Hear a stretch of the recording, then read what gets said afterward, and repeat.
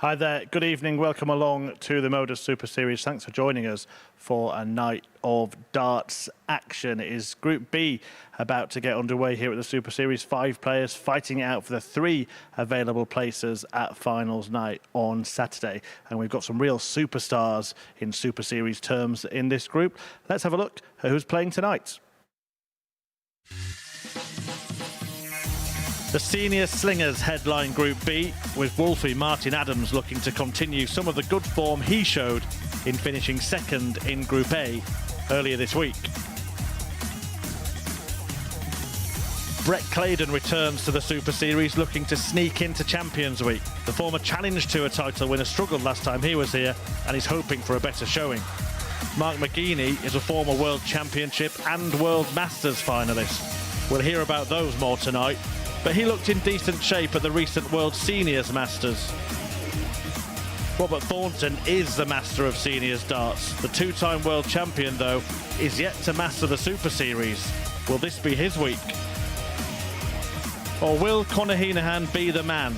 He's the only man to have hit 9 darters here, both when playing in Group B.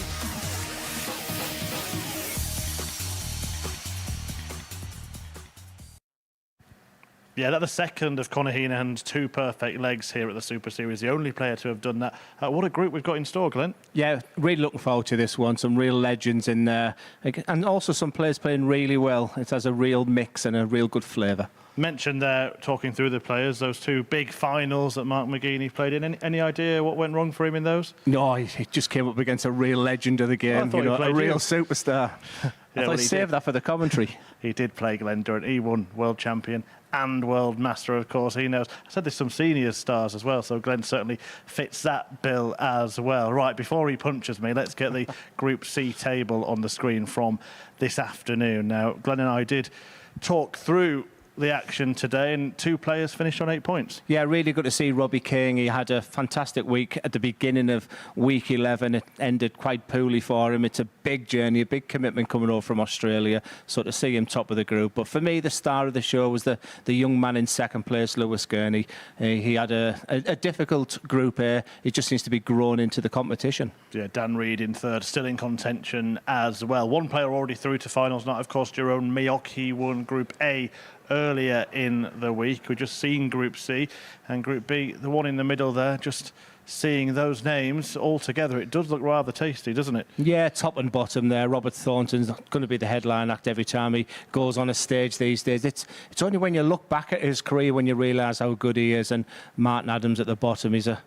that legend's very easily used. I've said that a couple of times, but he just does fit that bill. But the 3 guys in the middle, especially Conor Heenahan, he's a very special player and has proven it on this stage many times. Do you think that it will be the 3 that you just mentioned that are going to be favoured by the bookies? Like Brett Claydon, I'm not really sure about him, but what you've got to remember about Brett is he's the guy who was the last player to have a Pro Tour card, and it was only last year as well. Mark McGuinney's shown real glimpses of form and back to where he wants to be, but I think the bookies have got it about right there. Maybe not so hot of a favourite for Conor. I thought Robert Thornton would be a little bit closer than that. Yeah, odds on to win Conor Heenahan. Right, we'll show you our bet builder now. This is the most popular bets on the exchanges put together into a nice little treble for you at home. If you do want to play along, of course, do gamble responsibly. It's 18 plus. BeGambleAware.org. 4.5 to 1. Glenn, talk us through that. Yeah, I think many people are thinking that Brett Claydon is the guy, the big outsider there. I'm not really so sure where his game is right now. We'll start straight away in the first game there. So they're going for a heavy big win there for Robert Thornton.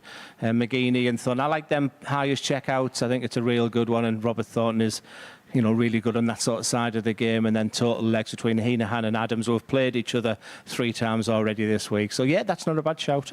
As you mentioned, Robert Thornton, you might have thought would have been closer to Conor Heenahan in the betting. They're about to play now in the first match. Do you think that Robert's the type of player who will want to set a statement out? I think it's a good job he hasn't seen that price. I think that would have been a real motivation factor for him. And it's not often that you say that value for money is the second favourite, but 13-5 to win the group. I would never, ever go against Robert Thornton. Yeah, really, really exciting opening encounter. So let's get it underway, shall we? Thornton facing Heenahan. Glenn Durrant's going to head to join Henry Deacon in commentary. Thank you very much, Chris. Very good evening, everybody. Welcome along to the second session of the day here at the MODUS Super Series. And this is a Group B. It's had a little bit of fanfare about it. In fact, 4 of the 5 players who are playing in this group have qualified for finals night before. Only Brett Clayton has not made the Saturday night occasion. And in the case of both Robert Thornton and Conor Heenahan, both are looking to preserve perfect records. Robert Thornton is 6-6 in qualifying for Saturday night. As for Conor Heenahan, in each of his 3 occasions he's played here, he has made it through to the finale. And look, let's get the elephant in the room out the way straight away, shall we? Because every single time Conor Heenahan has played a Thursday night session here at the Live Lounge, he has hit a 9. So it might be the honour of Charlie Corsafine this evening, as Robert Thornton gets the action for what should be a filling Thursday night of tungsten tussles underway. It has the potential to be a special group. It has the potential for some drama. It has the potential to run close. 125.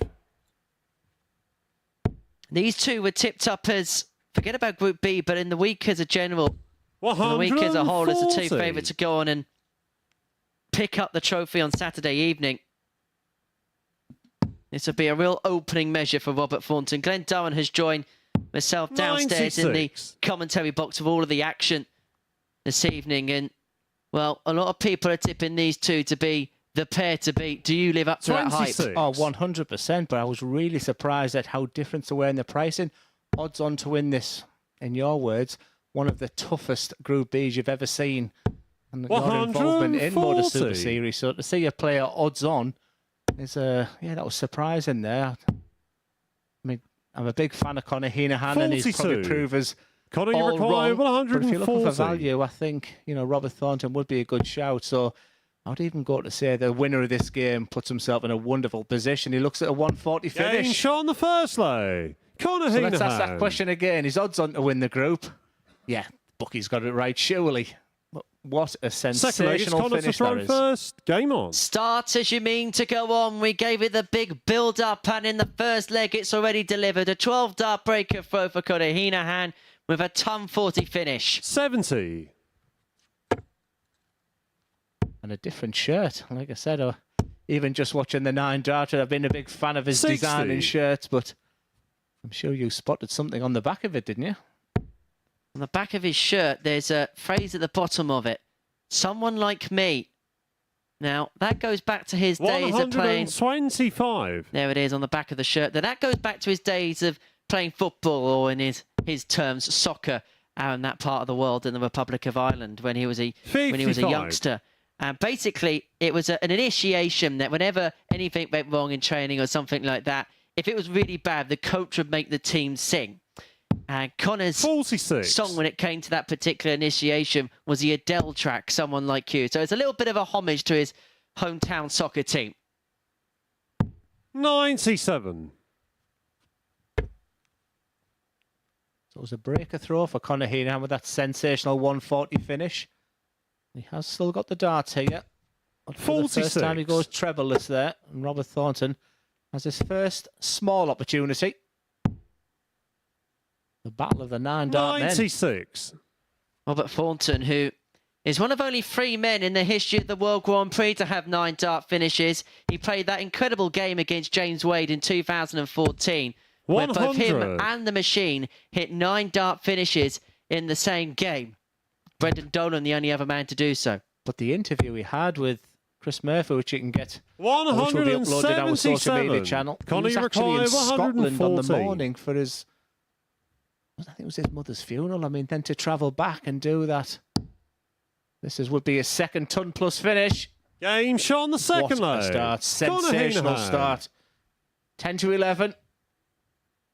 Seems a bit short, that, for me now, doesn't it? Third leg, it's Roberts to throw first. Unbelievable start here for Conor Heenahan. And, you know, Conor's been playing very early on a morning. Hasn't been producing his brilliant darts. In fact, it was Jerome Mioc who got through the group 60. But here's the thing about playing in the Group B. I mean, we're playing at a time now where dart players are more used to playing on a night. The 3 from 5 as well, which makes you not as tense. 60. You know, if you back yourself, you'd feel you get through that ratio. But what a start there is. That's 114 finish and 83. 140. We said we hadn't been blessed with massive finishes this week. And then Lewis Gurney smashed in that 170. The tide is turning. 97. And I suppose, considering he's won the first 2 legs with ton plus finishes, that we're contractually obliged to say that the only player to have won a game with all ton plus finishes is Graham Marsh up against a man that we're going to see tomorrow at the Super Series in Dan Reed. That was at our Champion of Champions special event, which took place in, well, it was around about this time last year. Well, that's the first, Max, and don't expect that to be the last. Yeah, he's just finding it at the moment, isn't he?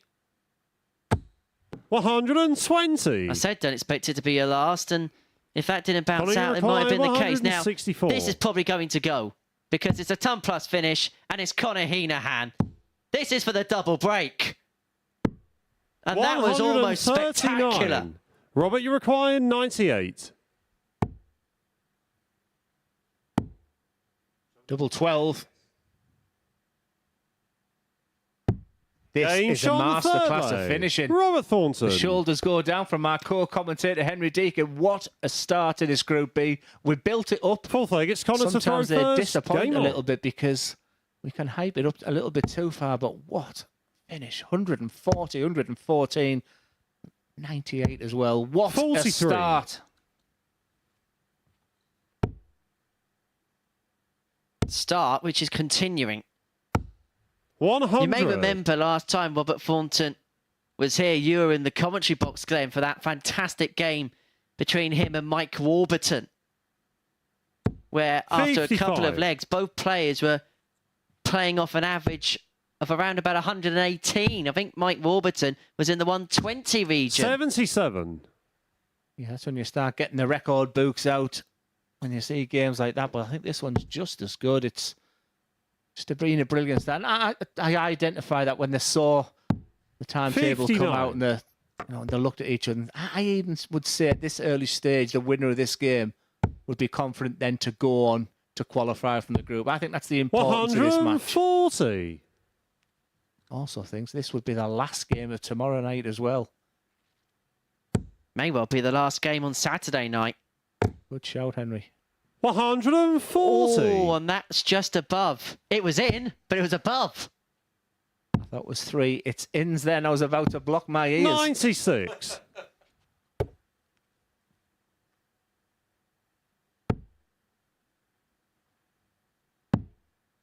This is a quality game. One of them games that you just 134. can't take Robert, your eyes you off. require 88. Robert Thornton, 88. You'd be thinking of the bullseye as well. I don't think you'll be too aggressive. Well, I was wrong again. 74. Connor, you require 70. This is the smallest outshot Conor Heenahan has gone for in this darts match. He's going to get one go at Game tops. shot He on only fourth needs the leg. one. Connor Heenahan. And Conor Heenahan leads by 3 legs to 1. Another impressive finish, 70 on that occasion. And in fact, that was Fifth the leg, it's first Robert to leg throw in this first. game Game on. that has gone above the 15 dart range.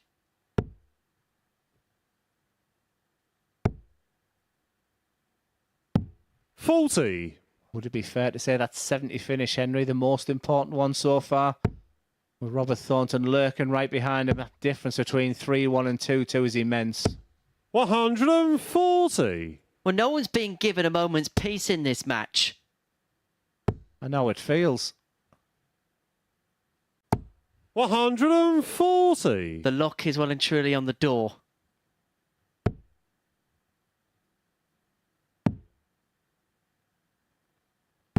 $93. I mean, you've seen many games, but as an opener to a competition, this must be up there. Well, I just hope this is 85. just the hors d'oeuvre. Because if this is just the appetizer, then we are going to be well and truly wetted for what's to come. 39. Heenahan is on the brink now. That's a 100. big dart, that, for Robert. If he came up dry then, the leg was well and truly in the leisure of the Irishman, who, if either him or Robbie King qualify this week through to Champions Week, it would mean there'd be 7 different 59. nationalities Robert, you represented. require It'd be the biggest by far. 136. 5 is the previous high as Thornton looks for a 136. It isn't going to go. And so Conor 87. Heenahan, who's had a trademark Conor, you of big require finishing in this game, wants the 170. biggest of the lot to finish it off. This would be something special. It's been something special. Game, that is shot, just and the unbelievable. match. A Conor fantastic performance from Heenahan. Conor Heenahan. Big credit also goes to Robert Thornton. That was an absolute masterclass of how you play darts and how you finish games off. It was sensational. Even the averages don't do it justice there. It seemed an even better than average, a 99.20 for Conor Heenahan. Robert Thornton played very well with a 98 finish, 170 finish, 140 finish, 114 finish, and a mere 70. Sensational start from Conor Heenahan. Follow that, Mark McGeaney, Martin Adams. They're up next.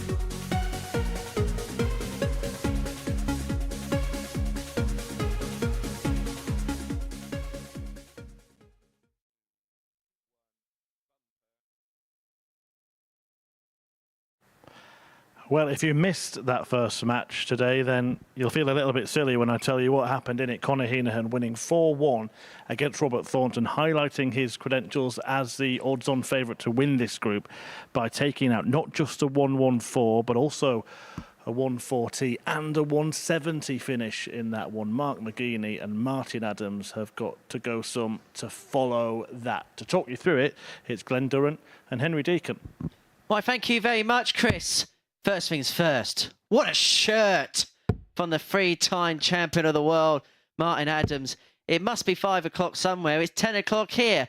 He's up against Mark McGuinney, a man who is a former World Championship finalist. I got no idea who he lost to in that particular final. But I can tell you this, in the first round of that aforementioned World Championships at the Lakeside in 2018, these two squared off in the very first game of the tournament. And boy, was it a classic encounter. McGuinney edging out Adams by 3 sets to 2.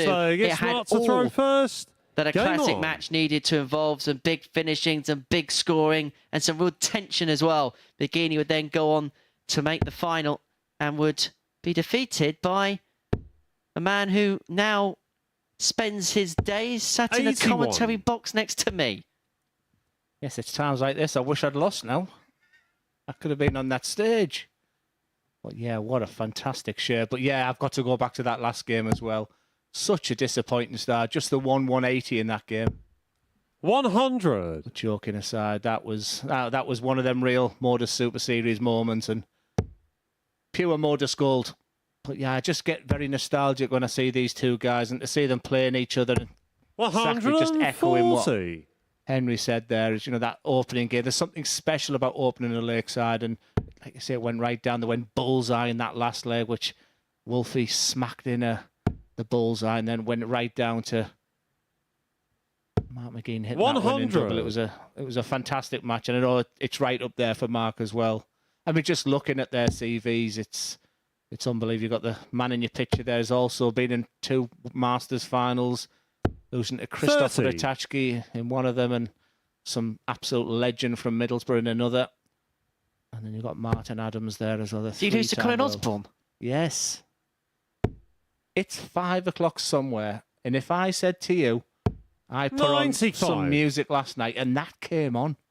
No. I swear to God, I knew you wouldn't believe me. Sung by Alan Jackson.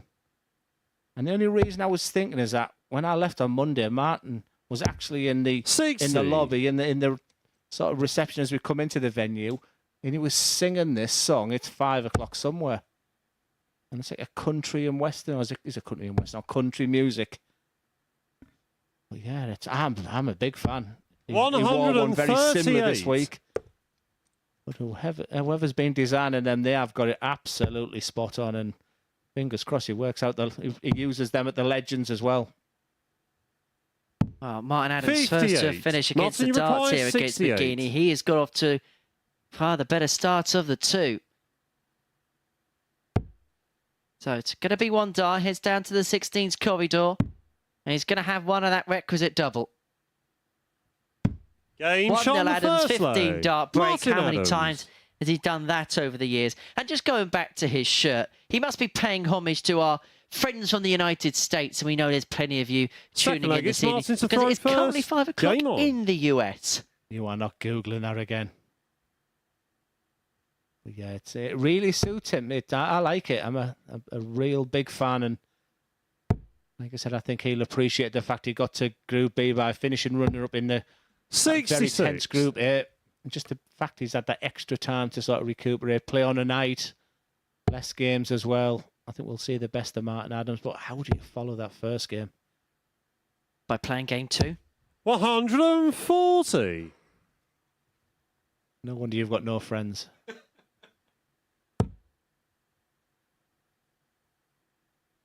Yeah, people often ask me, Henry, my favourite ever game.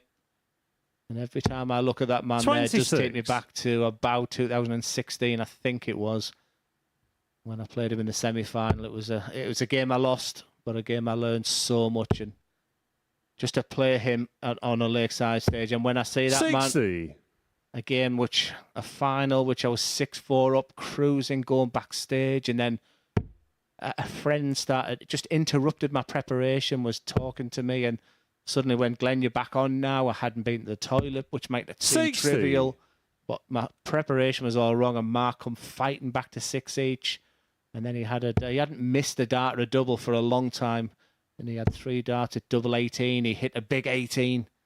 And then this massive ooh-and-ah as he hit a big 9. It would have changed his life.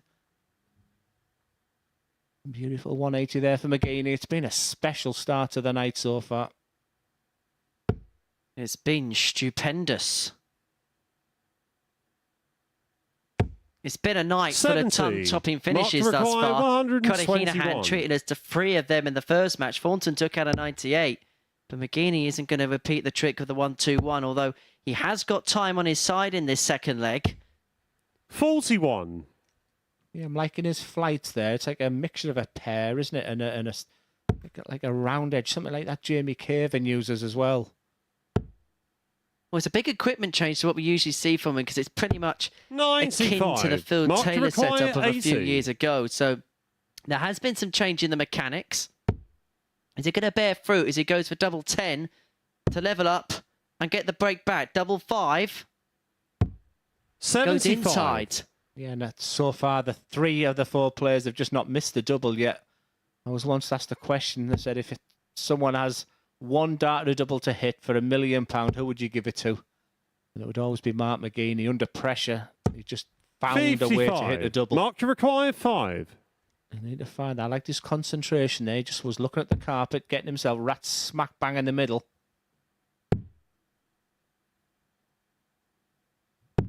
One. Martin, you require You can just see there 129. from that camera angle, he gives it a real big height. This would be a steal. Job done so far.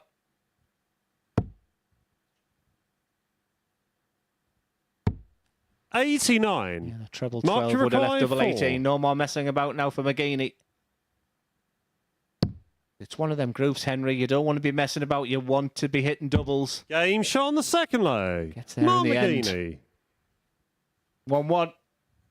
Level we are, 1 apiece. And Mark McGeaney Third it leg, took it's him a few Mark's to goes to throw get there first. at the Game end, but he on. manages to cross the line in the second leg. Level we are, 1 apiece. Back on throw we go.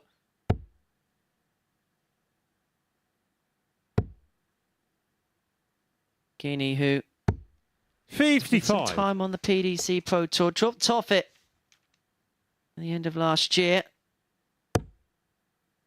Didn't manage to win his card back at Q School. And it was an interesting story because he lost his card on the Sunday and he was preliminarily booked 43. into playing this competition on the Monday, and he wasn't too far away from gaining his card. So it was a 50-50 as to whether we would have actually seen Mark here.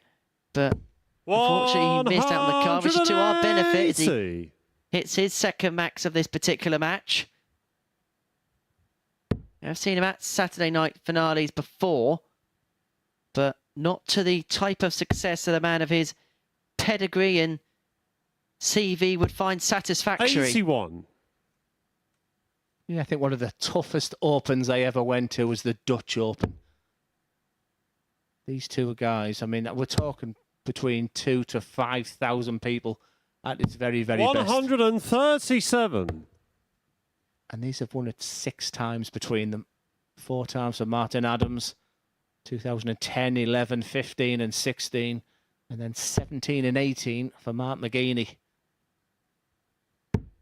26. Mark, you require 129. I had that moment with Mark McGeaney in one of the finals where it was just a week after Lakeside and I threw a dart and my point fell out. I was just sort of staring at the darts. 57.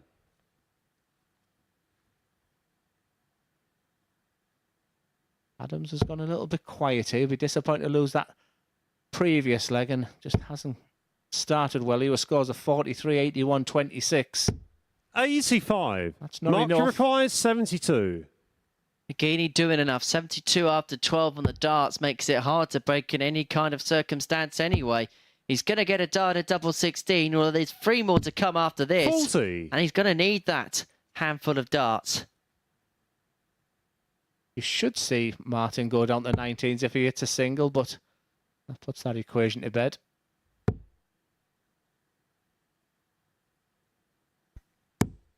How many times have we seen that this week? He's been out of a leg, 32. but in the setup play finds a max to pile the pressure on his opponent. shot on the But Mark third McGeaney leg. isn't going to Mark succumb to it McGeaney. as he leads 2-1. Back-to-back legs means that he is in full command of this game, leading the three-time world champion by 2 legs to 1.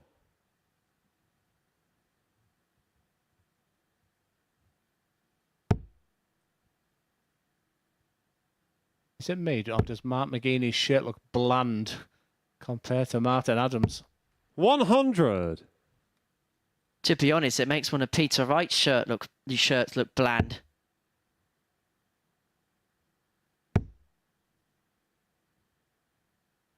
Although I wouldn't see Boring Boy doesn't wear something like that on a stage. Yes, my red one with a white one. I used to really like that one. Obviously, it represented my hometown until someone said I looked like a fat jockey one day. I had to change the design. I think there's a... Is it Rachel Blackmore? I think she wears a... 50. She's a jockey, wears an orange with a white stripe down. So, and I said, that's like my dart shirt. And which someone said, yeah, but you look like a fat jockey.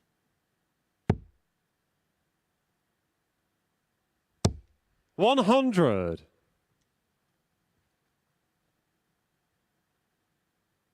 Anyway. Back to reality. Exactly. Although you did manage to get through the final furlong and cross the winning line on a few occasions. I will give you that. 83. Don't start being nice now. Got Chris Murphy all over me today now, you. Gone a little bit quiet this game, but like I said, it feels like after the Lord Mayor's show with that 140. previous game, it was just one to put in the MODUS Super Series gold. It was a special game. Should be looking at the 18s, but you never know, Martin. 100. Mark That's the reason why when he looks at the 124. scoreboard now, he realised the error. Doesn't have to shuffle across if he doesn't want to. Doesn't have to go for it if he doesn't want to. But he had to go 90. anyway.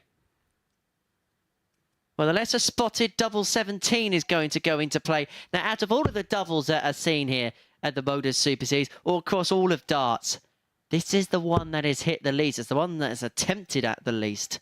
In fact, most of the players here have never had a go at double 17. Mark required 34. Yeah, the sponsored bookmakers at the seniors were offering 100 to 1 for anyone winning a leg with this. He's going for it. He's the temptation according to 2 double 16. He has to go for it now, and he has to be more aggressive. No score. Martin, you require 108. And this would be so typical of Martin Adams to take the leg in this kind of fashion. He's going to get a dart. And it's going to be at double 16. And that would have been 92. so reminiscently Mark Martin required Adams. 34.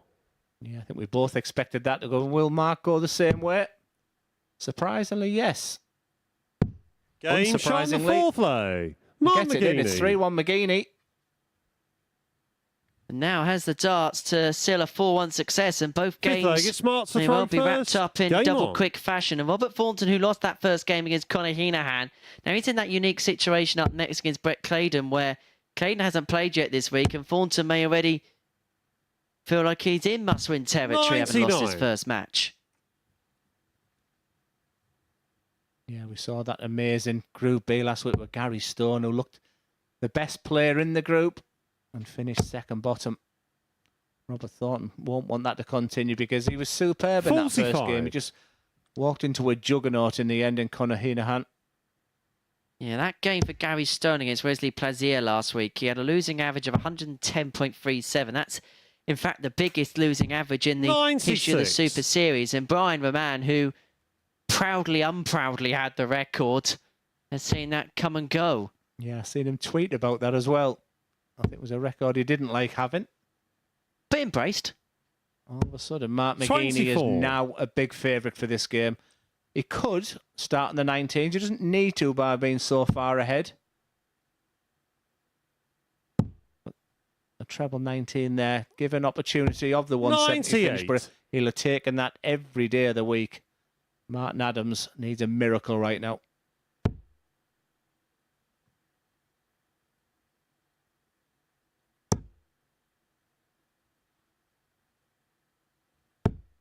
60.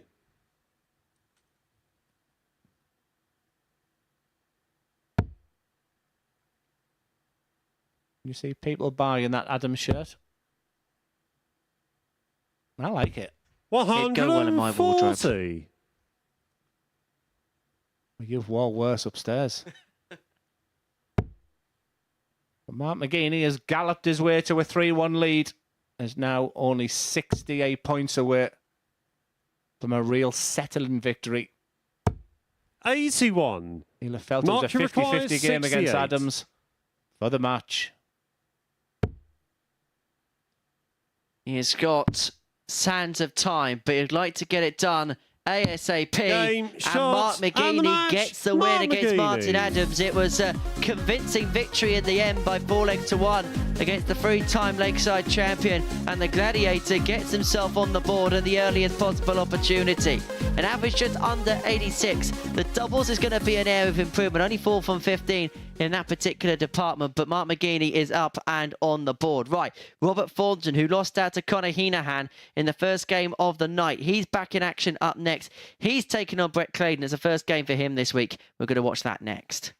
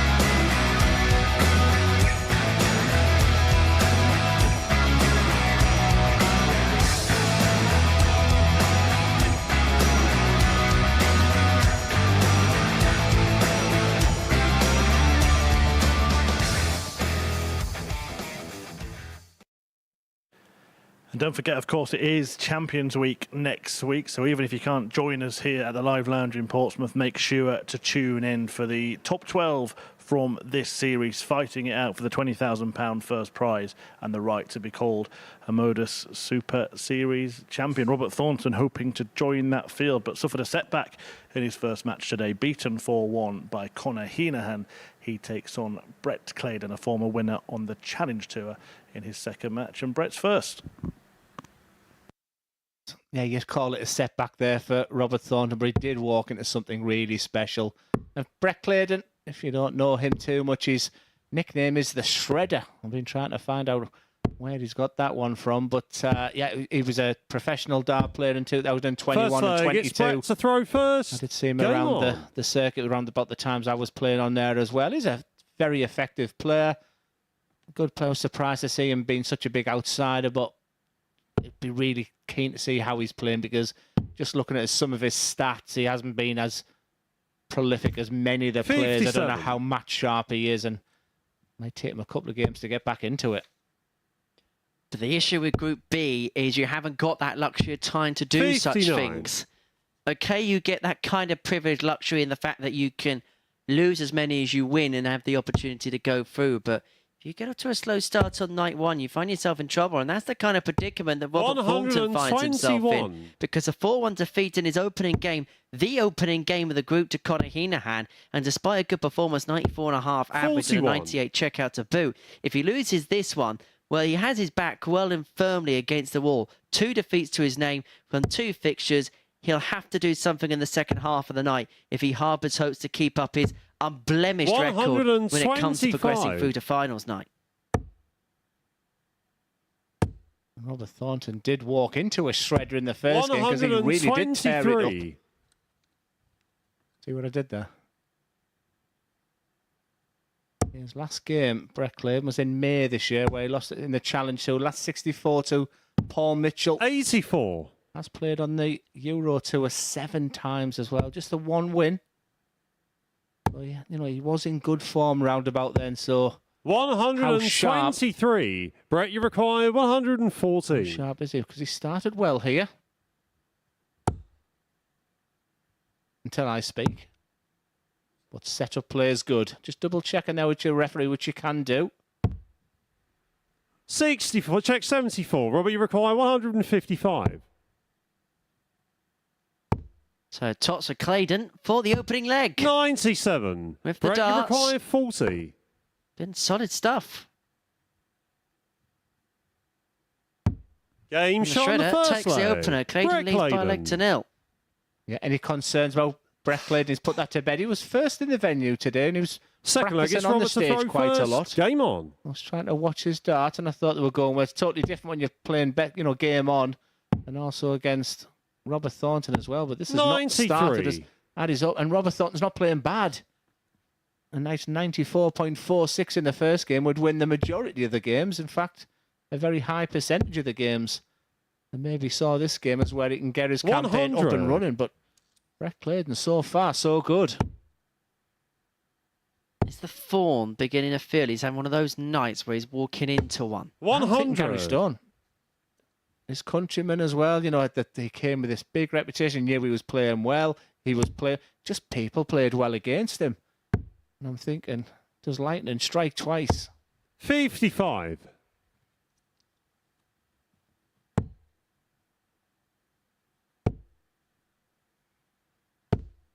$134. As you know, Henry, never doubt Robert Thornton. Never. This is a man that no matter what is put in front of him, he'll find an answer to it. Whether it's 60. adversity, whether it's a dip in form, whether it's someone playing well against him,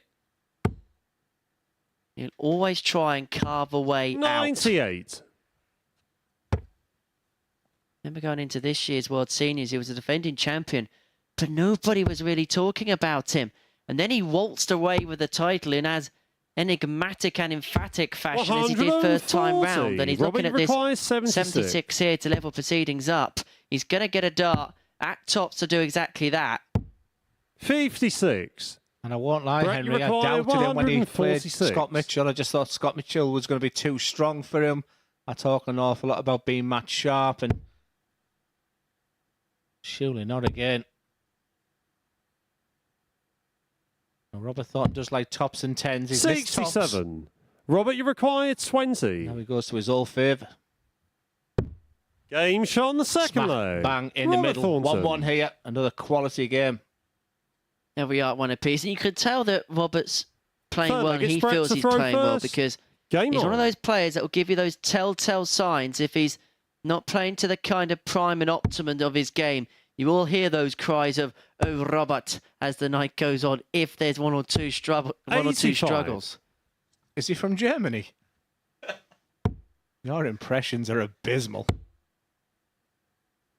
Only he knew off air we've been 125. practicing. I've been teaching him how to do various impressions. It's not going well.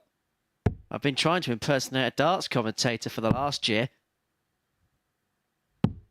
43. I'm liking this. Like you said, he's been a little bit more understated today. He's not showing all the emotions. 180. Normally would get a fist pump at that stage there. I've been super impressed with Robert Thornton, averaging well over 100 here. But here comes Claydon. 120. Well, that's unlucky because that's dipped in and out the treble bed, but that now means full advantage Thornton against the Claydon darts in this third leg. And boy, is he hammering home that advantage to some tune. Back-to-back maxis. So Robert Thornton leads himself on double eight after 9, averaging in excess of 107. 58. But Robert, no- you require but 60. no reaction. Game shot on the third leg. Robert Thornton. Just the 10 darter. Just casually gets his darts out. No fist pump this time. It's not like Robert Thornton. Fourth leg, it's Robert to throw first. This is Game on. business for Robert Thornton. He is in no mood to mess around. And I think Robert's fed up of having this conversation every single 83. Saturday night he's here, because he qualifies for Saturday every time. He's played here 6 times. He's made the final 6 times. He's fed up of the conversation of, well, Robert, we've been here before on finals night. 57. Are you looking to get the win this time? I think he's fed up of having that conversation. He thinks this time it may be the lucky 7s. He feels like this is the one 93. thing he hasn't ticked off the list yet, is to get himself into Champions Week, to have that weekly win under this particular roof. And I don't know if it's me. It just looks like he's breathing heavily as well. He might not be feeling 55. 100%, but you usually see a lot more reaction from him. And unless you just see there, unless he's working on his breathing exercises and just to trying to keep the heart rate 58. down. That's more Robert Thornton.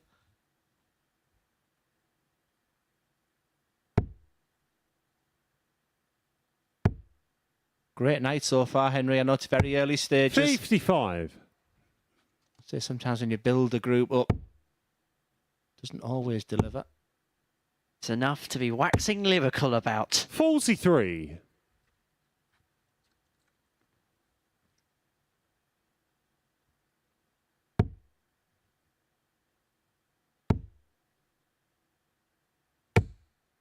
$43.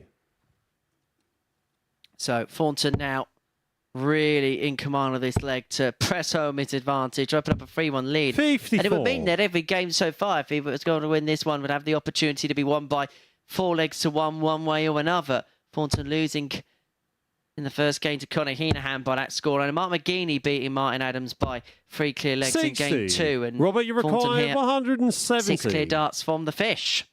Yeah, his last 9 darts, 58, 43, 54, unlike Thornton. 120. That was better.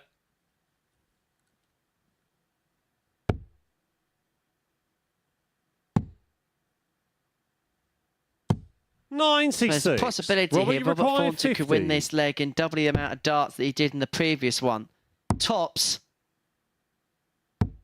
Well, it's taken him 30. more than double the amount of darts in this Brett, leg you now to get it require done compared to the last. 135. Yeah, he's not been as regular on double top.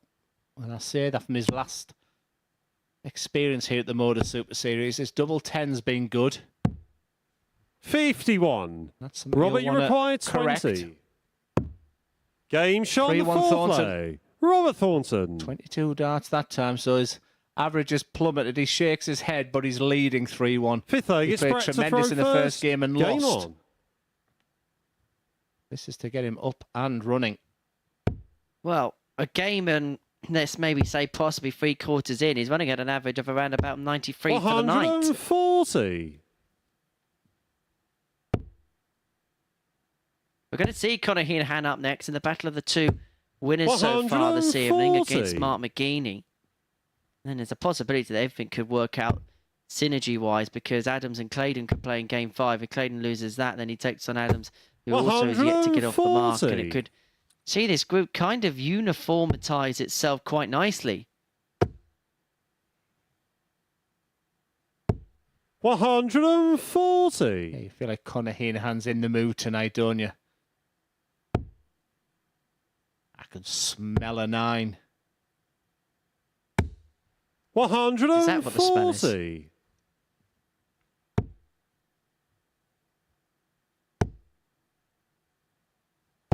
140. Brett, you require 81. Battle of the 81 finishers. So it's looking like the bullseye for Brett, but he finds that treble for double 13. 68. And it may well Robert, be you the last require die he throws in 81. this game because Robert Thornton wants that exact same combination for double 12 and now double 6 to mark off what would have been an 75. incredible performance on the Fawn. Brett, you require 13. But Claydon gets another opportunity. It may well be the last one he gets. Cannot mess about on the double 4. 9. He's got away with it. Robert, you Robert Thornton, require little note 6. there. It's double 3. The bottom of the board for the Thorn. Can he get through that? He's looking at the right-hand side of double 3. No score. Not to be. And Brett, you Claydon require Breeze again. 4. Back for 2s. Can he just squeeze one alongside? Game shot on the 5th He manages to leg. kiss one just Claydon. above. And it's back to 3-2. But Thornton now has the darts to set a 4-2 success and to 6 get leg, his it's Robert first to throw victory on the first. board for the Game on. night. In that lipstick again. 140.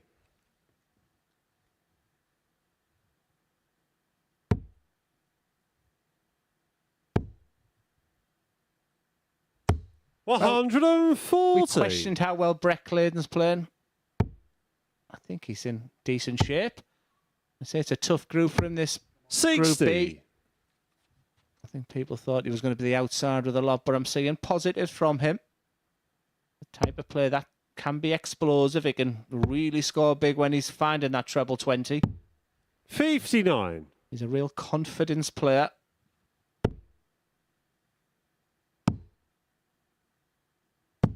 Robert Thornton will be 96. frustrated that this game is still ongoing. But he's still got total control of this match. Unless Brett can find a real big score here.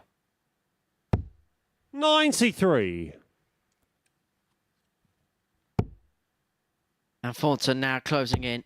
Has he broken the back of this game now? 125. That's another impressive visit in the setup play for the Fawn. Claydon has to put some pressure on this 8. He's not doing it so far. 59. And I just don't Robert, feel you that's require enough. 80. He's going to get a dart at tops. That's a bit awkward though. This would be a really good tops. Game That's shot exactly what it and the was. match. Robert Thornton finally gets 2 points on the board. A 4-2 victory over Brett Claydon, who's still got plenty to play for. He showed some real signs of positivity. But Robert Thornton does look in the mood today. Another 94 average for Robert Thornton. But more importantly, this time it's a win. And next up, it's a big, heavy-hitting game. It's Conor Heenan against Mark McGeaney.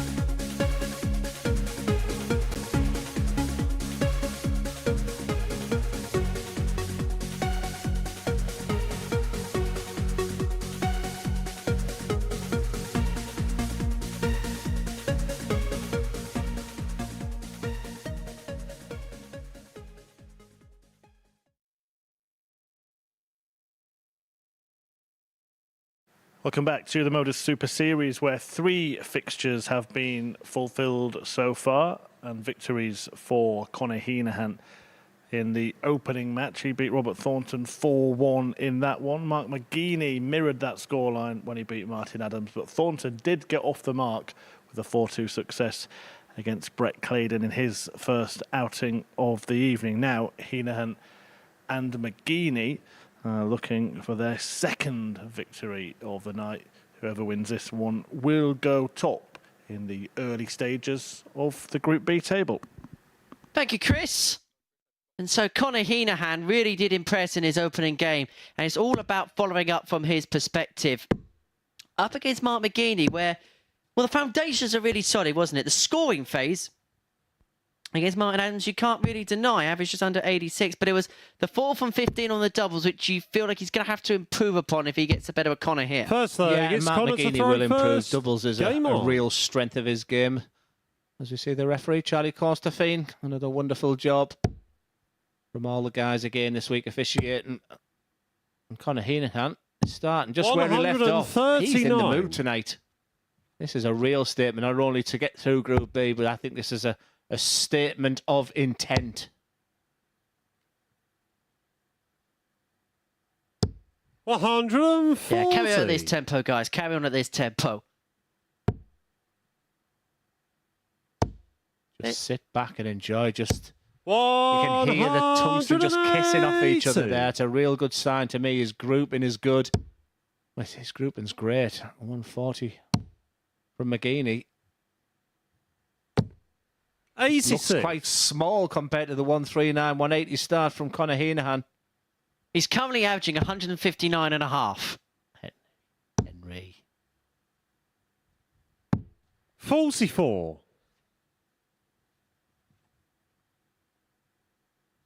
Mark McGeaney would have been thinking bullseye with his last start. That's what you think when you see 275. I never used to think 180. I used to think 105 when I saw that number. 138. And we've seen the Della done this week.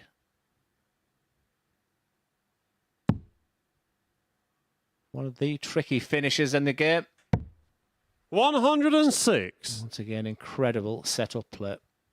On for 13 darts to start. And if he took that out, he would have won 5 legs this evening, and 4 of them would have been with ton plus checkouts. He hit 3 against Robert Thornton 100. in a stunning opening game display, 32. but it's a meagre just 32 that he wants this time, and he takes it out with summer prom. A 13 dart to start for Conor Heenahan. He leads Mark McGeaney by a leg to 0.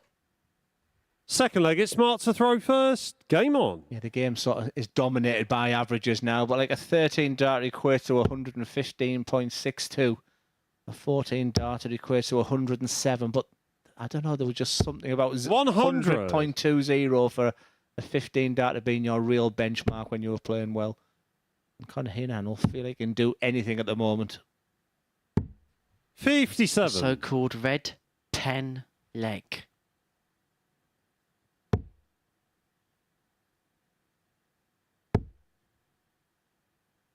I suppose there's not really many red pens 85. about these days. It's all digitised, computerised, and all the rest of it. In relation to Mark McGeaney, like I said, his best years of 2017-18, where he was BDO #1 for a long time, representing his country at the World Cups, European Cups, and then he went over at the PDC and had a really, really tough time. 78. He lost an awful lot of weight as well. And I just think the balance of his throw didn't look right. But he just seems to be on the up again. He's playing in the World Seniors where 100. I just think the name beat him. If you think I'm a fan of Phil Taylor, then there's Mark McGeaney. He used to style himself as dart. He would cut down exactly the same as Phil. And he played him at the Masters this year with 85. Phil getting over the line in this one. But his last competition at the Challenge Tour this year, he got to the last 8, Mark McGeaney, which is a sign he's still playing well. He did lose 93. To a very inspired Mark Willie Borland in that game. 153. So his game's back on the up.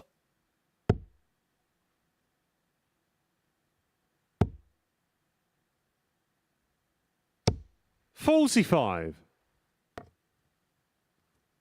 And for the first time, Conor Heenahan's gone a little quiet. Scores of 57 and 58 are unlike the way he's been playing tonight, but once again, just keeps his nose ahead. But it's McGeaney who's going to have the first shot at a finish, and you feel he's going to get a double from here. It's going to be double 18.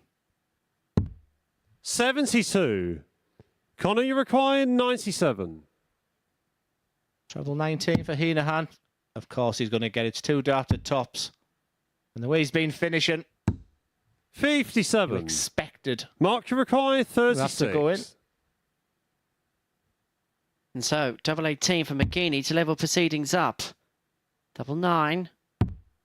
Inside, and so Heenahan is going to get a second 28. bite of Connor, the you Tots require cherry. 40.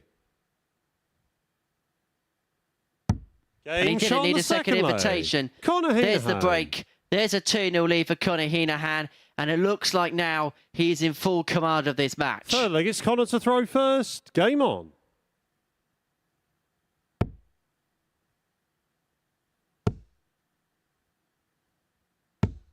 $100. Yeah, he's looking really good, isn't he, Connor Heenahan? This is just really, really impressive. Mark McGeaney probably looked at this game and thought, well, there's other options I can do if Connor's going to continue playing like that. But he's a fighter, is Mark McGeaney. He's not one for reputations, Mark. I think he's happy that he believes in his own ability. But he's just 57 coming up against something at the moment where, I mean, the bookies had Connor Heenahan odds on favourite to win the group, which was raised eyebrows, but now we're beginning to see why he's been tremendous so far today. 95.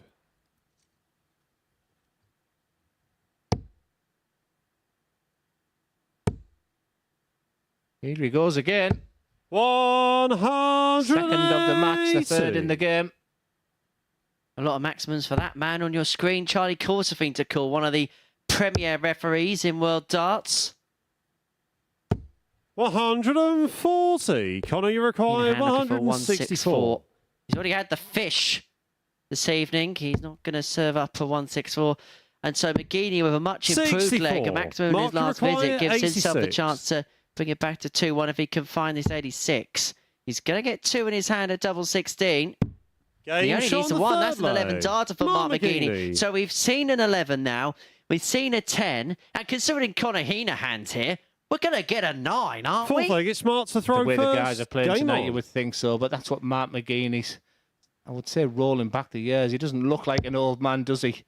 He is a world senior these days. But like I said, when he was top of the BDO, that's what he was so good at. He 100. was never the most prolific 180 hitter in the world. But like I said, he gave him a dart or a double in a high-pressured situation. Mark McGeaney was your man. 140. Just to put into context some of the good darts that Mark McGeaney's been playing recently, over that last Challenge Tour weekend, he actually beat Thibaut Tricol, the precocious French talent, twice over the course of that weekend. And in fact, in the first of those events in Milton Keynes, he had back-to-back averages of 101 before then being outed by a man we've seen here recently in Robert Grundy. 70. The following day, as you say, he made it through to the quarterfinals. And when you actually look at the recorded averages, his lowest one was 81.86. A few averages in the 90s, and then lost out to Willie Borland 5-4. 45. As you mentioned in that last 4 game, McGeaney again himself averaging 95 in that particular encounter. So he's come into this of a little bit of form, even though he did 58. maybe not show his best signs, as you mentioned in that game against Phil Taylor with the Masters. But we've seen flashes tonight from the Gladiator.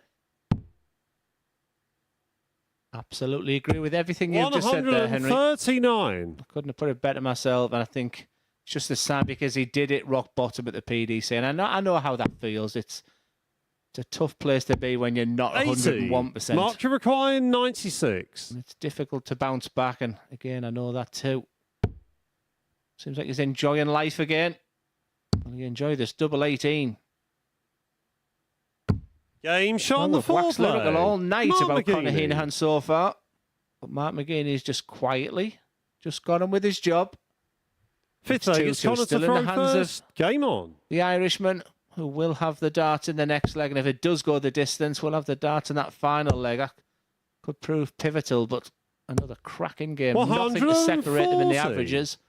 In fact, going into them 3 darts were exactly the same. 10:40 to start for Heenahan. Forcing the response from McGeaney doesn't come, and so he's got a little bit of a luxury in this. It's a pivotal fifth leg.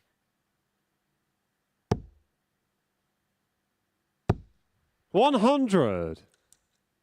The scary thing is, it feels like Connor's still got more in the tank.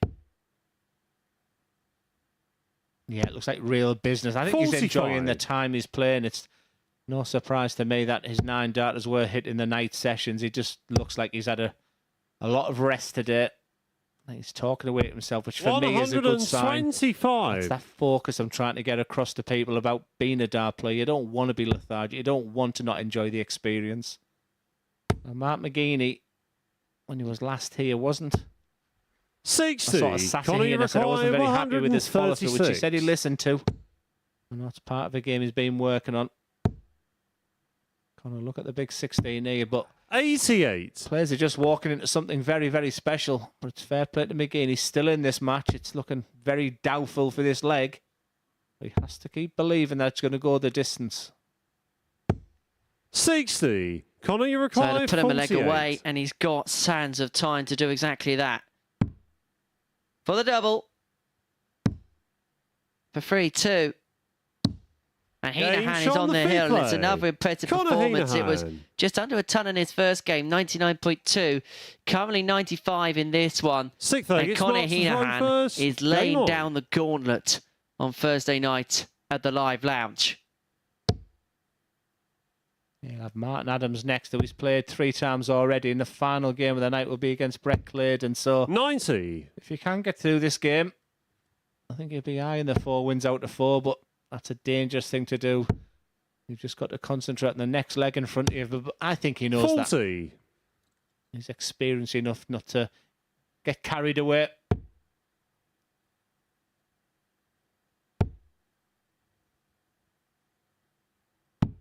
Having 59. a good study of that throw there, because I stood behind that man many times, and I'd say that's not ideal technically, but he's just really finding everything tonight. 180. It just goes to show you the most technical and best looking throws aren't always the best. But McGeaney, very tall man, McGeaney, very long arms. Just a little bit of 100. body movement on that last dart. He's sort of walking across there. So one thing I'm looking at the end of the nose there. 26. Is it going past that sign there, because he throws his dart at a ferocious pace, does Connor Heenahan. Well, for Mark, it's all about that follow through with the dart. I don't want him to pull that arm back at the end. I want them 100. fingers touching the carpet as he finishes throwing the dart. Watch the pace. Look at that upper body there, just jumping with every single dart he throws. 60. Mark, you require 152. And McGeaney, 6 darts on 152 to send us all the way to a decider. We haven't had one of these so far this evening. He is going to come back to set up that particular scenario. 100. Ton on the nose leaves him on 52. Heenahan can only hit big and hope. 99. Mark, you require Like 52. I said, it's been all about Connor Heenahan, but Mark McGeaney is 2 darts away here for 3-3. Game shot on the sixth qualities leg. from Mark McGeaney. McGeaney. He's up against a player very much on the top of his game right now, but he's right in this leg. And 7th and for final Mark leg. It's McGeaney, Connor to throw first. you look away from Game these on. 3 darts. You do the same, and all you want to do is hear a low score. You won't want to look at that, and you'll see a little shake of his head here from McGeaney. That's the last thing you want to hear in a 1-leg shootout. Because McGeaney's effectively got to follow up in kind, and that is not what he's going to do in this first visit. And so Connor Heenahan has full advantage in this 100. deciding leg. Remember, the victor will move on to 4 points and to the top of the group. I think we were all thinking for a second. He did. 95. Did you see the response with the treble 5? Again, another good sign. He's feeling good. Questions being asked by Mark McGeaney this game. Mark's dictating the pace. He's just a little bit slower than what Connor is. 83. You've got to try and think to yourself, make Connor think during there, but 83 is just not enough.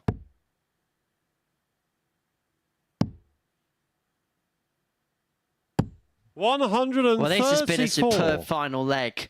Maximum 95, 134 to leave himself on 92 after 9 on throw. And McGeaney hasn't got anything by way of reply. 85. Connor, you require 92. It's Connor's to lose from here. He's been fantastic once again. And he's able 52. to live. And all Mark McGeaney can do now is make Conor Heenahan think.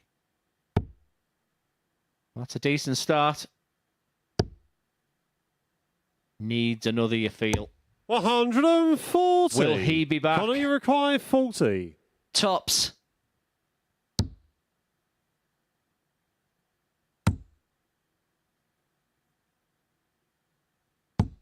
$20. But three well-thrown darts. Mark, you Neither can require find the 93. target. And so McGeaney gets his opportunity to take it.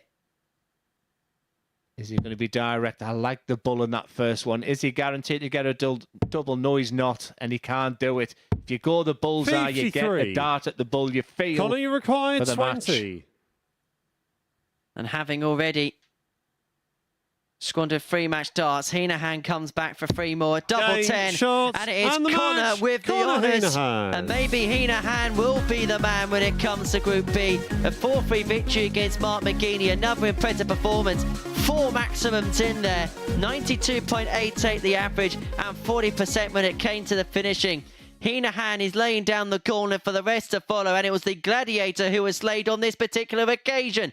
And so we reached the halfway point of our evening, and for Martin Adams and Brett Claydon, they are both playing catch-up. They're the only 2 pointless players in the group, and they go toe-to-toe after this.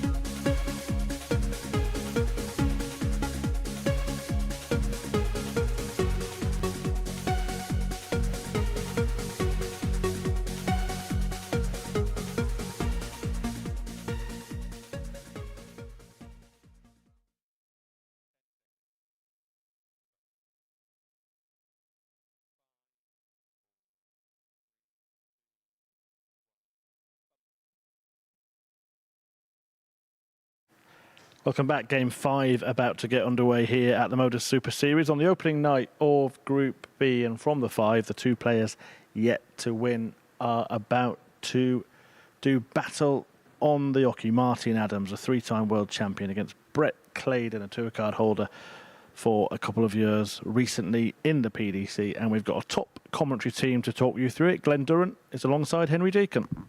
Well, that's very kind, Chris. Thank you very much. And you feel like it's a must-win game already. Both sat on 0 points, as Chris alluded to there. I think Brett Claydon will be the happy man after the first game. I thought he put a fair performance in against Robert Thorne, which tells me enough that he's in decent shape. For Martin Adams, a disappointing game against Mark McGeaney. He certainly wins the award for the best shirt of the week anyway. Well, that's not enough for Martin Adams. He'll want to get through this group, and it just feels there's something special when Wolfie is in the building on a Saturday night. You know, you shouldn't have bias in the commentary box, but how do you assess this game? It depends what Martin Adams comes to the party, because 140. I feel like in the case of Wolfie, we give him special dispensation when he has an opening performance like that, because we know that at any moment he can flick the switch one way or another. But for Brett Claydon, 68. he had opportunities against Robert. The legs he won were good legs. The issue he had was the bits around the side wasn't exactly great. But you sense that his level of play from that game against the Fawn should be enough to do the job here against the 3-time Lakeside champ.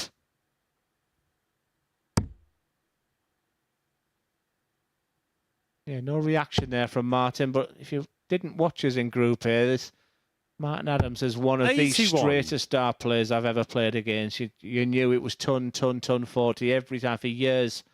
And the only change, because I had a little look at his throw prior to tonight as well, just to see what's changed from him. There's been an equipment change as Brett Claydon looks at a 125. But apart from that, it's just the fact he's sliding into the 1s and 5s, which is just telling me it's letting go at the right time. So you think to yourself, exactly the same as that. 120. That's the secret. If you just get that first dart Brett, in. you require 136. So 6 for 136 for Claydon to take the opening leg. He's going to need that full allotment. He's going to square it up quite nicely for tops after 12. And this has been a really good opening leg from the Shredder. It wasn't the full allotment, but he planted a seed there. Just leave himself tops after 12. 125. Brett, you require 40. Can he plant this in tops?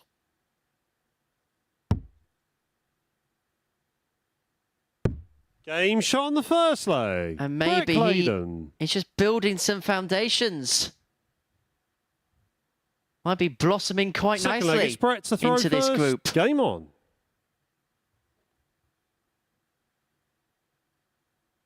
As for Martin Adams, well, the seed of doubt might be planted into his mind. 100.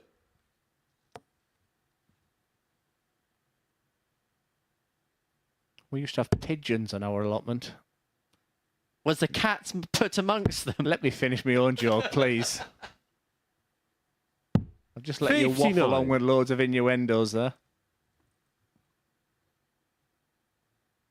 God, you had a load of pigeons on your allotment. But no cats. 121. Here. Like I said, he was not the headline act. Big outsider, 10-1 for the group. He was the one I really struggled to assess coming into tonight's games. Like I say, he hasn't statistically been out as much, not as match sharp, but it's telling me he's still playing regular darts. Like I said, he's averaging very early in this match, just shy of 110. He's finding that treble 20 bed. 140. And I tell you what, that last dart was just absolute perfection. He's got quite a long pullback. There's Brett Claydon. And honestly, that throw has not changed. The shirt has. 140. Brett, you require 140.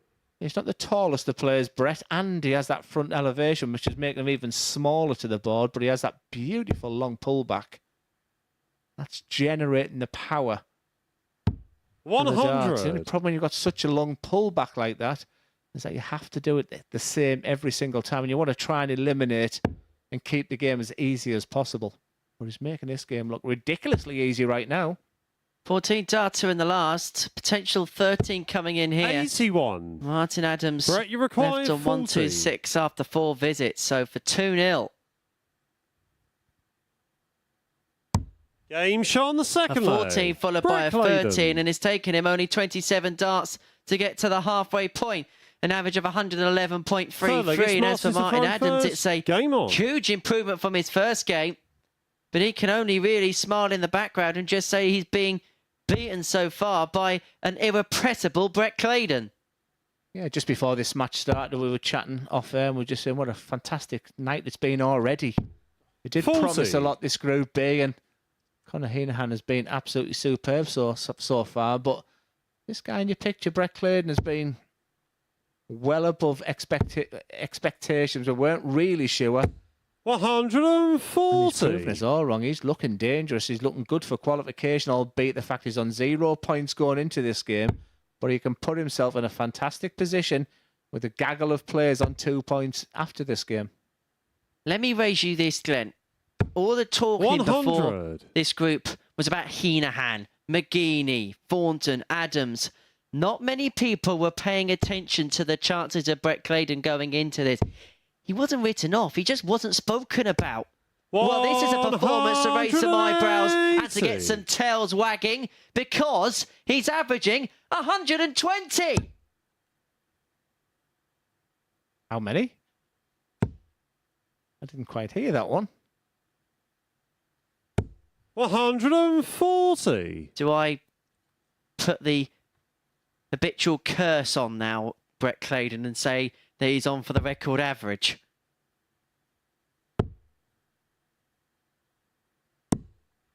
$43. Oh, well done.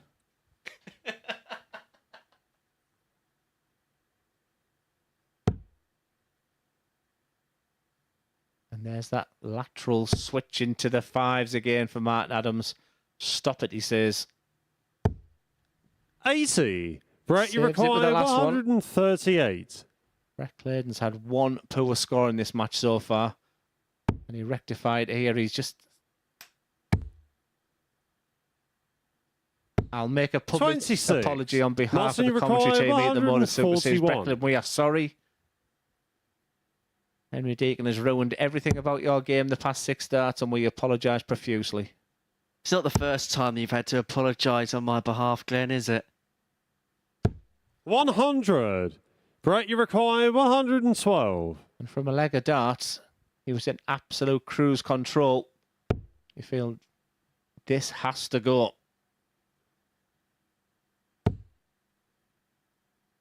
Chance for Wolfie to get back into this game. 54. All joking Martin, you aside, require since that 41. maximum, he's had scores of 43, 26 and 54. And suddenly, Martin Adams, who, as Glenn rightly said, was a bypasser, passenger in this leg. He was no more than just a mere spectator looking to play 33. to get in. And now feel frustrated Brett, he you hasn't won the require leg. 58. And so Claydon is going to get 2 at tots for that double break. It is tops. And now 10s. 48. How a match Martin, can you just require change like 8. that. We were talking record averages, and now he's not even averaging over 100. And he could have the deficit down to 2 legs to 1.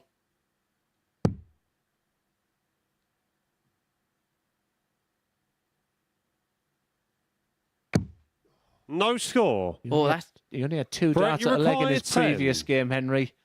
And this time 0 from 5 here. That's not pretty reading for the 3-time world champion. 1 left. Can he kiss it in? 5. Dips below. Martin, And you Martinez may require have had a bit 8. of a lucky escape there because that last dart bounced and ricocheted into the double 17. And so you can start again at double 4, find the double 4. And well, it was from the sublime to the ridiculous that previous leg because Brett Clayton midway through it was averaging 120. His average is nosedived to 93.5. He sees what could have been a 3-0 lead cut in half to 2 legs to 1. You mustn't let panic set in right now. He'll be very, very disappointed, but he needs to backfind and them scoring boots. But the setup player and the finishing there will disappoint Clayton for many reasons. That could have been like I said, a massive 100+ average. And that 60. Just helps you into the next couple of games and even onto tomorrow as well. Now he's back thinking that process of getting up there thinking, what went wrong? How can I be playing like this 1 second? 140. And then struggling the next.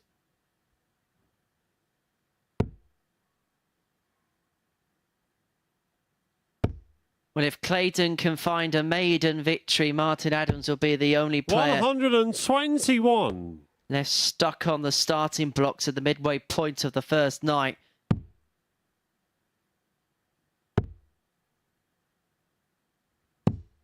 $46.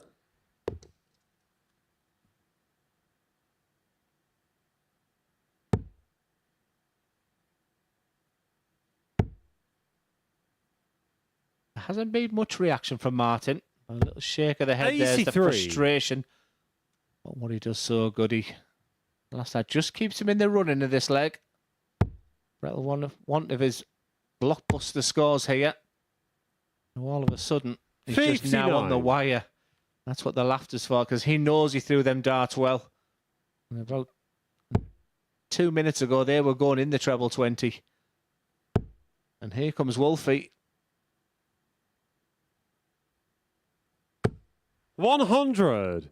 Brett, you require 160. Well, it's been a night full of fantastic finishing from Conor Heenahan. But in matter of fact, since we saw those 3-ton plus checkouts from Heenahan, 60. we haven't Martin, seen another one since. 137. Can Martin Adams buck that trend? Not with the 137, but Clayton could with a ton on the nose.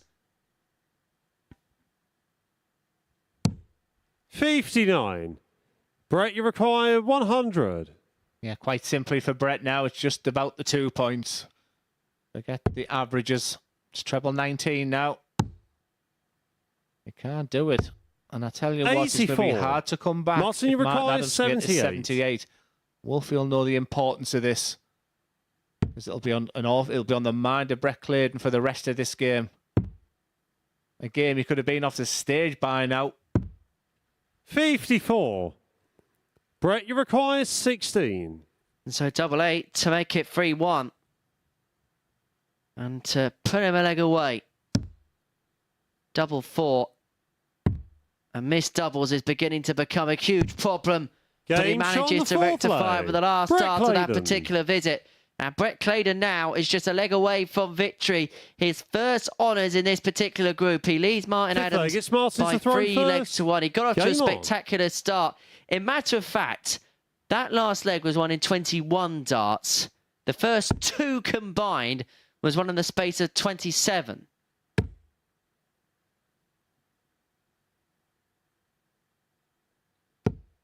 $60. But a dry start from Adams on throw has opened up the door of opportunity here for Clayton. Dry from Adams. But it's wet from Brett. 100. Oh, I say.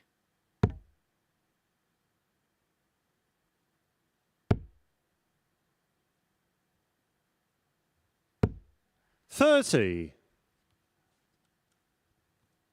How you want for jewellery? You look at Bobby George with the jewellery. You look at Martin Adams there. I can't see much on your hands there. To be honest, I 60. I need to buy a smaller size wedding ring if I ever get married. No, I'm not going to crack because I'm not going to go that low.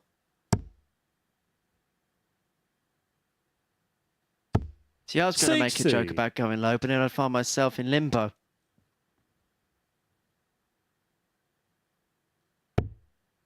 too late. Claydon, you can now see that finishing line. 140. He's been much the better player throughout this game. He had a mid-match wobble. But that double two in the fourth leg was... Well, it's looking vital right now. And just as I begin to write off Adams...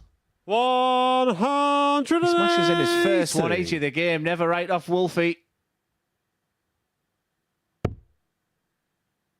But then the shredder has come in 105. to rip apart the hopes of Martin Adams.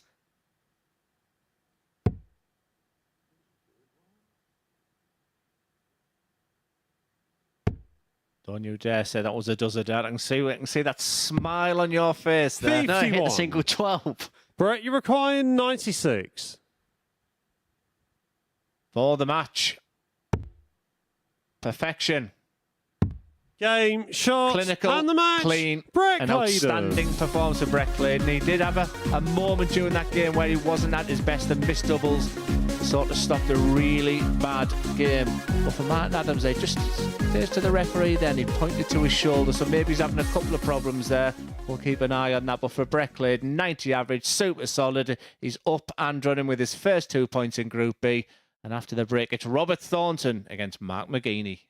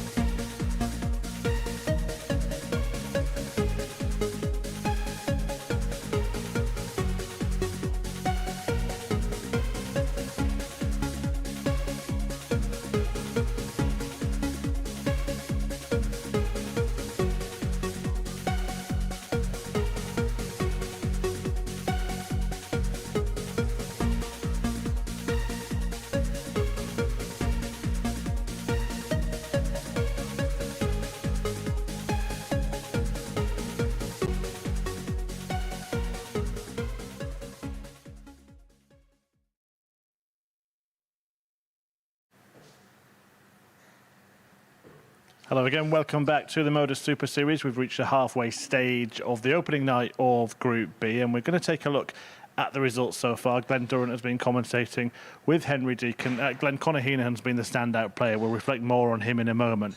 But what other results, apart from his, stand out for you there? I mean, the next game is Robert Thornton against Mark McGeaney, and them two have really impressed already, but it has been about one man so far, which we're going to have a little chat about. But Robert Thornton, job well done so far. Tough first game. It was a big defeat, a heavy defeat, but he bounced back well. Yeah, Conor Heenahan then with those two brilliant performances, and he started with a bang. This was the very first leg of the match, and it was a sign of what was to follow. It just looked business-like tonight, and his finishing was fantastic. And every time he had a finish over 100, you felt it was going to go. The 114 coming up here was just, you know, this was straight after the 140 finish, and began to talk about potential going through the card of 100-plus finishes. It just looks like it really means business. He played in Group A, and at times flattered to deceive. He played well, but, you know, tonight, and then, you know, the icing on the cake was this sensational 170 finish. Yeah, maybe he should be called the Wolf, because he seems to come alive at night, doesn't he, Conor Heenahan, really producing wonderful stuff when he plays in this group. Yeah, definitely. I think I highlighted that in commentary box as well, where it just looks like he's been rested well, he's prepared well, and he just looks like he's here to win it. Yeah, obviously, with 2 wins, he is a man sitting at the top of the Group B table.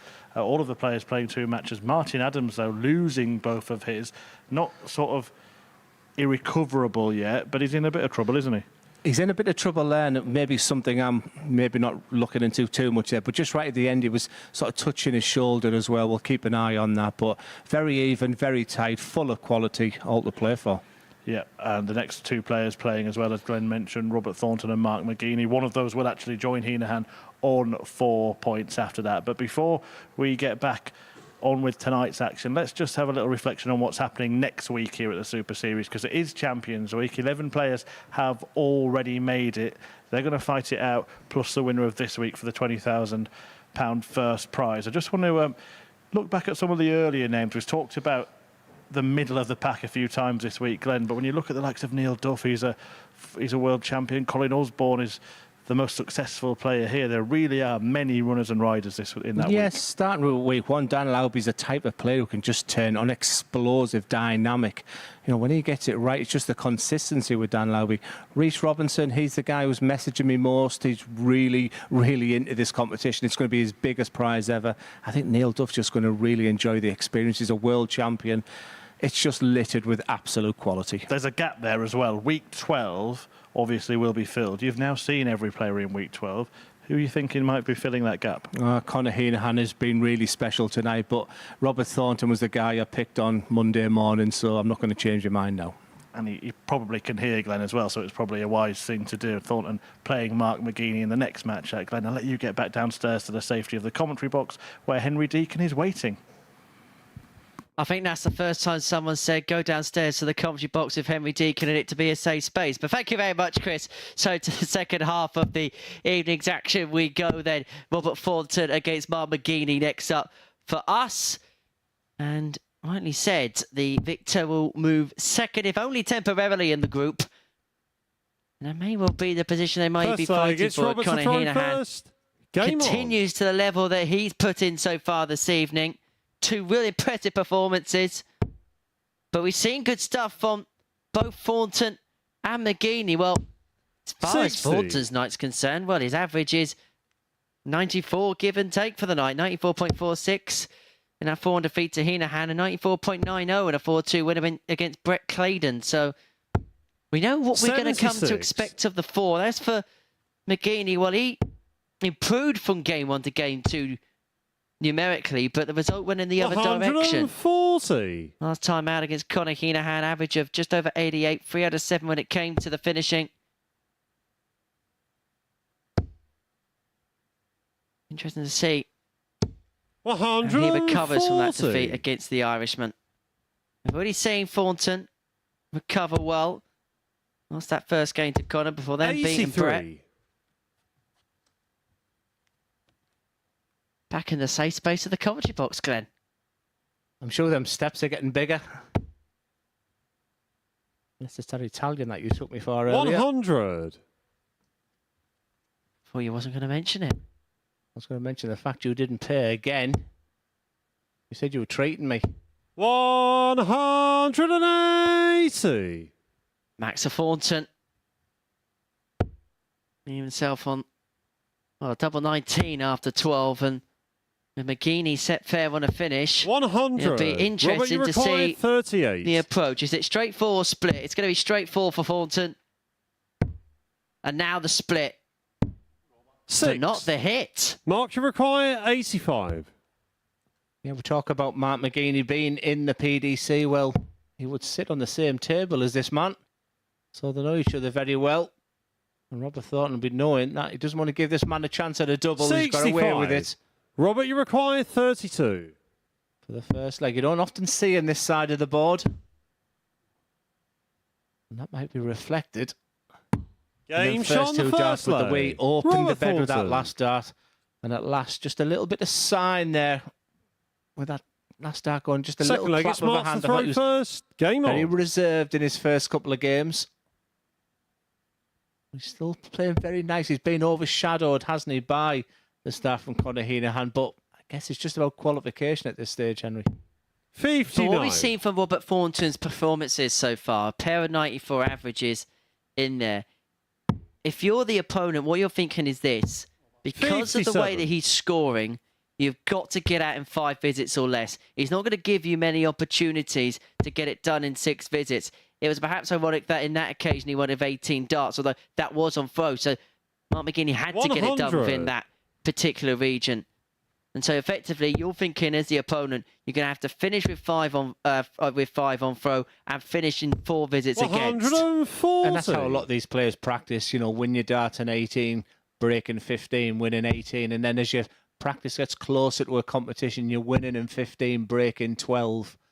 That was certainly my secret of 58. success. It was a game that I would always finish on. And you know, these people practice hard. They have their own routines. Some players, they just don't like playing by themselves. Some 140. prefer to play with somebody and practice with others. But that was always my secret, just that invisible man game. So that's what I used to think about when I was in that situation, exactly as you alluded to there. Mark McGeaney has to 85. think Robert, he's you going to have to require break him in 12 darts 164. if he's going to be successful in this game. 100. After 12 darts, Mark McGeaney's on 199. And this would be for a holder throw. And Robert Thornton's on a 50-50 finish in 64. And that's not going to put 59. enough Robert, you pressure on. require 64. Robert Thornton will be fancying his chances on this. Tots are 2-0. Game shot on the Superb second from Robert leg. Thornton. Robert Thornton. 2-0 to the good against Mark McGeaney. Gets the break of throw in double quick time. He is halfway towards the finishing post. 15 darts, a 2-0 lead for the Fawn. Third leg, it's Robert to throw first. Game on. Yeah, just a couple of minutes a leg. A nice pace. Instigated by this guy who's very rapid when he gets his rhythm going. 100. Such a big scorer. And like I said, we looked at his CV, didn't we, Henry? And it's just, you know, what he's won in the game and still has that appetite and that desire. I was looking at the old World 85. Masters. I was looking at head-to-heads. That would be chat when he plays Martin Adams. And, you know, he won that World Masters all the way back in 2007. He still has that hunger, doesn't he, and 57. desire. You know, 18 years later, 17 years later. He's going to be defending the World Seniors Match Play title at the York Barbican Theatre in 140. September. Famous venue for snooker. He has no chance. Does it is back. It will be 100. tungsten time at the beginning of September. Dozer will be back on stage. 250 to 1.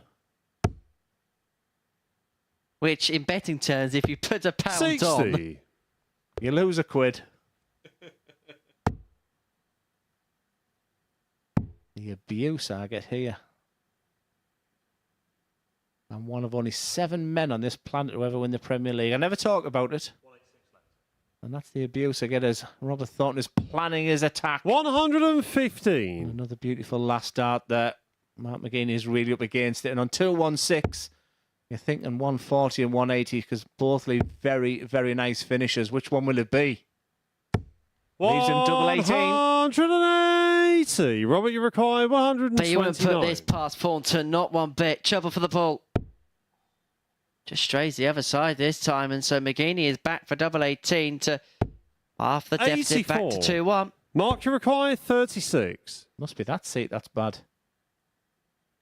Game shot on the third leg. That's not bad. Mark McGeaney. Excellent darts there for Mark McGeaney and a breaker throw. It was going to be a tough ask to win this game. Fourth leg, it's smart to throw He's first. going to have to break Robert Game Thornton on. again, unfortunately, if he's going to win this match. But just one leg at a time. Can he hold his own now?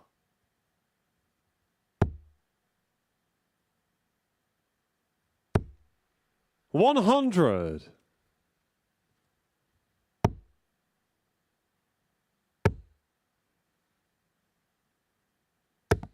Oh, that's 120. unlucky. That's bounced in and out.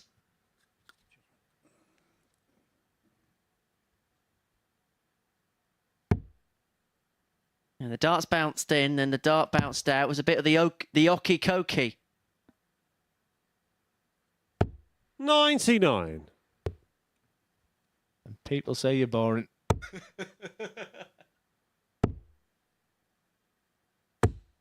But you can't wait to get back to Middlesbrough for the 81. weekend.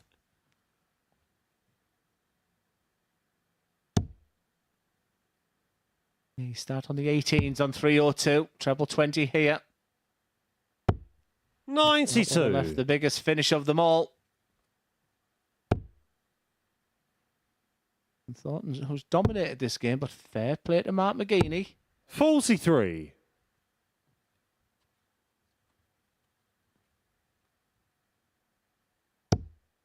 He's doing a Thornton, an average of 94.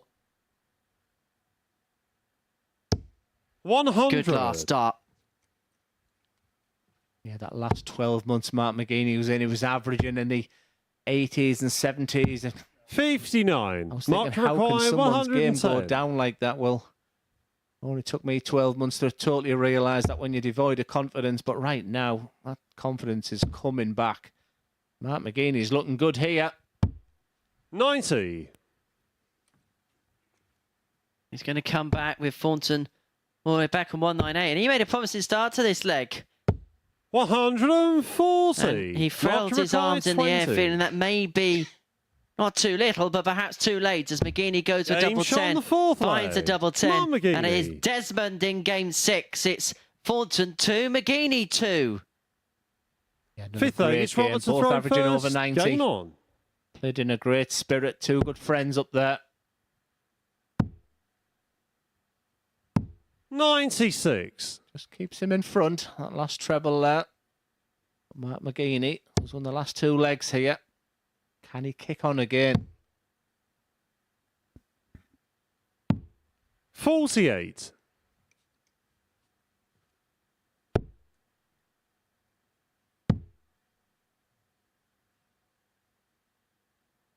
And we're midway through the action here. Conor 58. Heenan in action up next against Martin Adams, and then McGeaney, Claydon, Adams, Thornton, and Claydon Heenan is going to round off the night's action here at the Live Lounge in Portsmouth as McGeaney 140. searching for his second max of the match. Now very much in the offing on the Thornton darts. 60. Well, a wane of frustration from the World Seniors champion. You have to say McGeaney looks cool, calm and collected. The term we've been using for Gino Voss this week. What a week he's 36. had for McGeaney there. That was his opportunity, you feel. You don't give this man any chances. 140. He smells blood.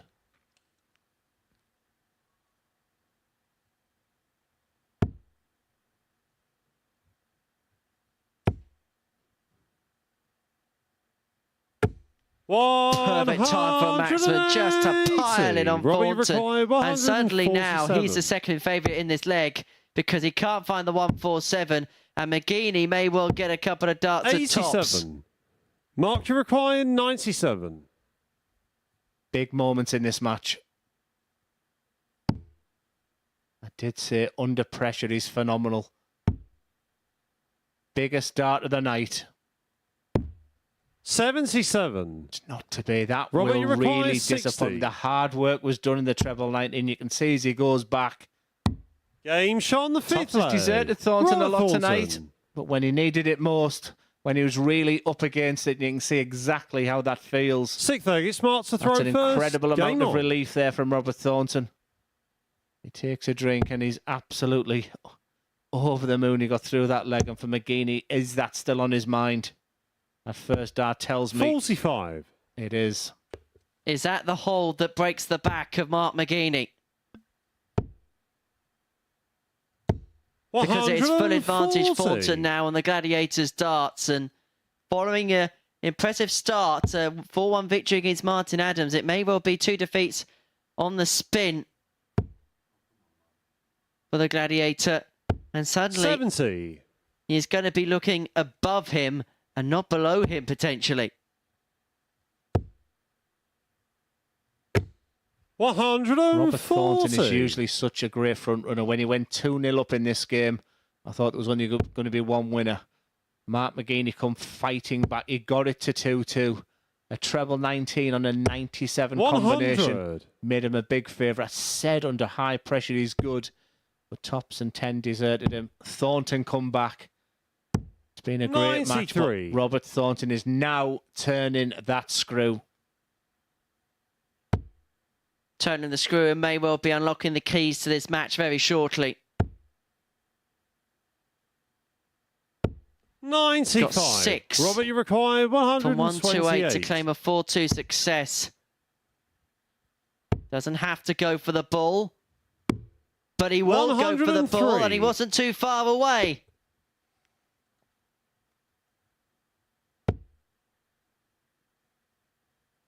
Mark McGeaney has a resigned look about him because he knows 59. his chance Robert, you require 25. possibly stroke possibly is gone. It's 17-4 for the Thorn. Game shot. And that's and another the match. quality Robert performance from the Thornton. Scot. Robert Thornton, after a disappointing start to the night when he was blitzed by Conor Heenan, has come back with 2 marvellous wins. 2 good friends up there. A quality game, the tail of the tape, both averaging over 90.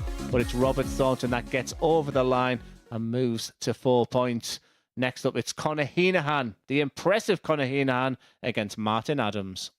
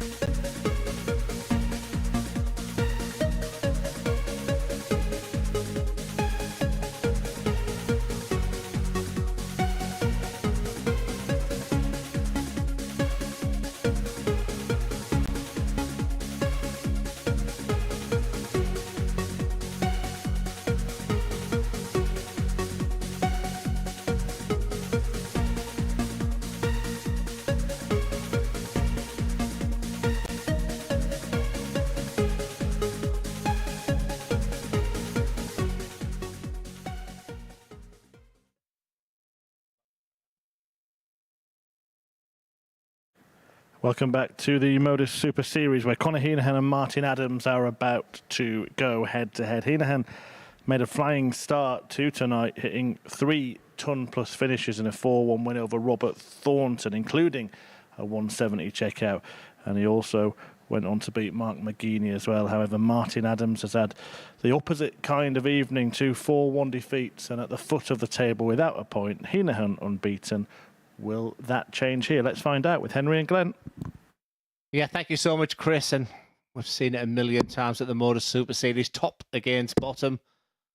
And you do get the surprise, but Conor Heenahan just looks a little bit special tonight. He looks like someone he's here for Saturday night, not only just to participate, but to win it. I've seen a real different Conor Heenahan to the guy I was watching in Group A. First leg, it's Conor to throw first. Sat on 0 points is one negative, but I'm not 100% sure his health and is 100%. That right shoulder, I've seen him touch. That might be something I missed, but you can see him flexing it there, and just everything tells me for a Conor Heenahan victory here.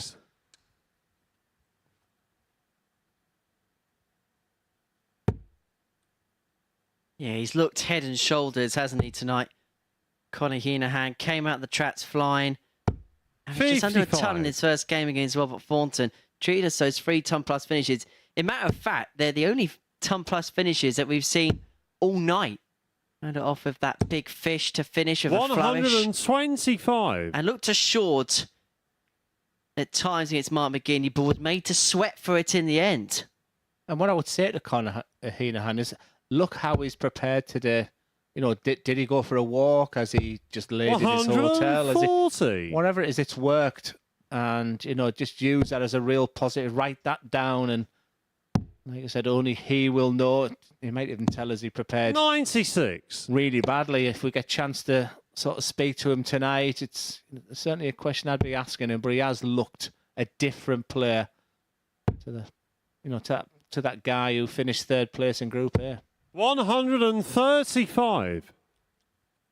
But it's been a good start to this one for Adams, who is searching for his first win of the night. He's the only player yet to get off the mark in the group. 96.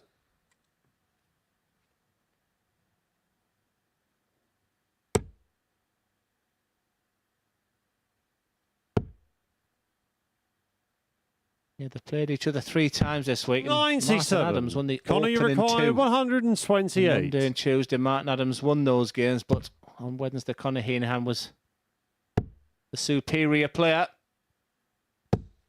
43. Martin, you require many 74. times, top against bottom. You write your own story. It's going to take a bullseye, you feel. Exactly what he needs. 26. But not what it gets. Conor, you And so require Heenahan back for 85. 85 to take this opening leg. May well only be a dart at the ball now. 60. And it will not be bedded Martin, by you require Heenahan. And so 48. Adams returns as the 16's corridor on 48 for an opening leg break. And it's going to be 2 at double 16. Now 8s. And now 32. opportunity well and truly knocked Conor, you again for require Conor Heenahan. 25. I think this is Conor's get this bad leg out the way. Don't think he'd be expected to take 21 darts. 9. And he still Martin, you hasn't require finished. 16.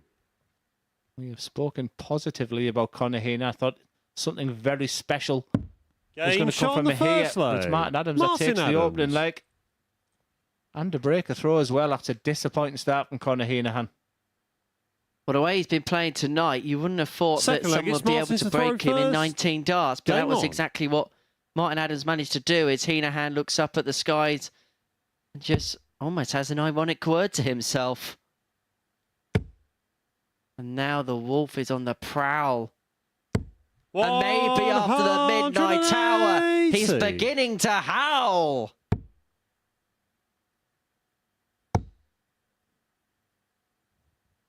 $140.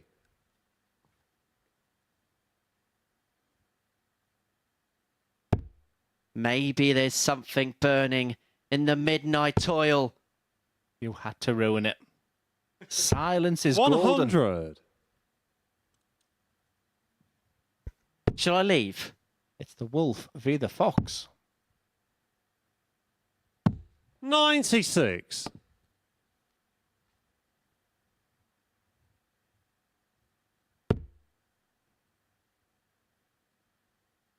A little shake of the head there from Adams. You don't often see that. 26. Just for the first time in this leg. Scores of 180, 100, but then a very disappointing. And Conor Heenan probably thought he was out of this leg. 171. And that simply sublime 171 now makes him favourite. How a leg of darts can flip-flop.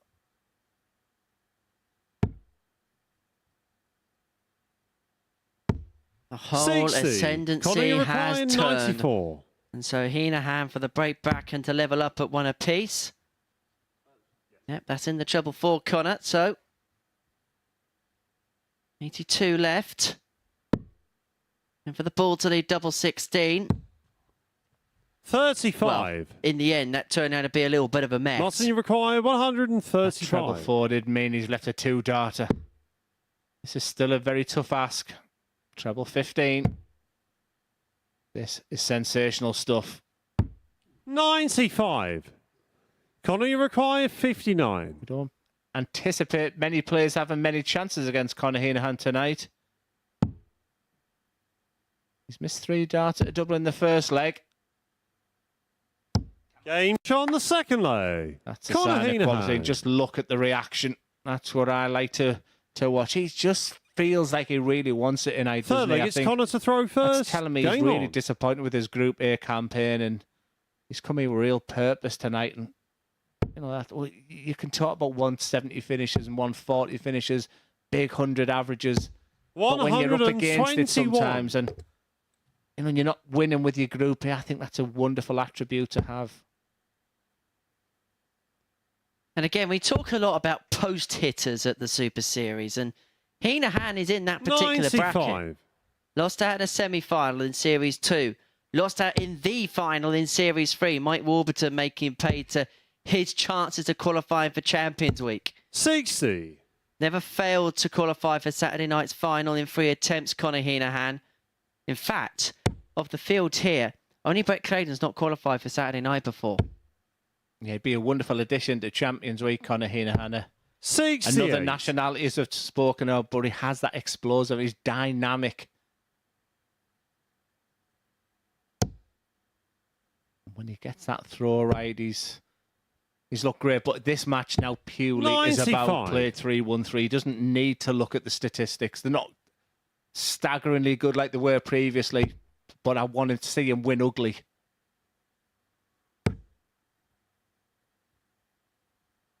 Did we write this man off too early? 135. Has the wolf awakened, or is Hino going to put on a spurt? Oh, that's 120. mightily, desperately unlucky as it bounced in and out of the treble bed.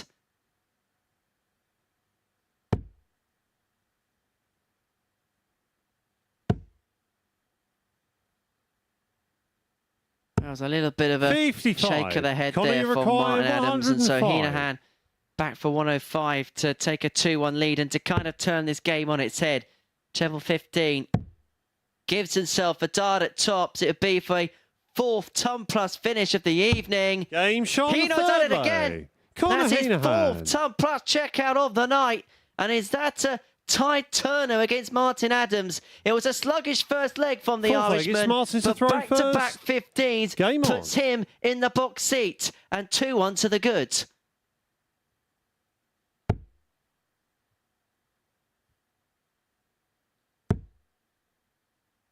But back comes Adams. 180. He's calling a few of them out tonight, Charlie Courtefine. How about another one, Charles? 140. Now, we thought Conor was the one to get the 9-darter tonight. Had to go moon it, Glenn. You're learning from me anyway. Stealing my 45. lines as well. But joking aside, just another terrific match. It's been such an enjoyable Group B. 140. Conor Heenan is making a move, isn't he? He's 1 foot into Saturday night, and I think he becomes a big favourite as well. I mean,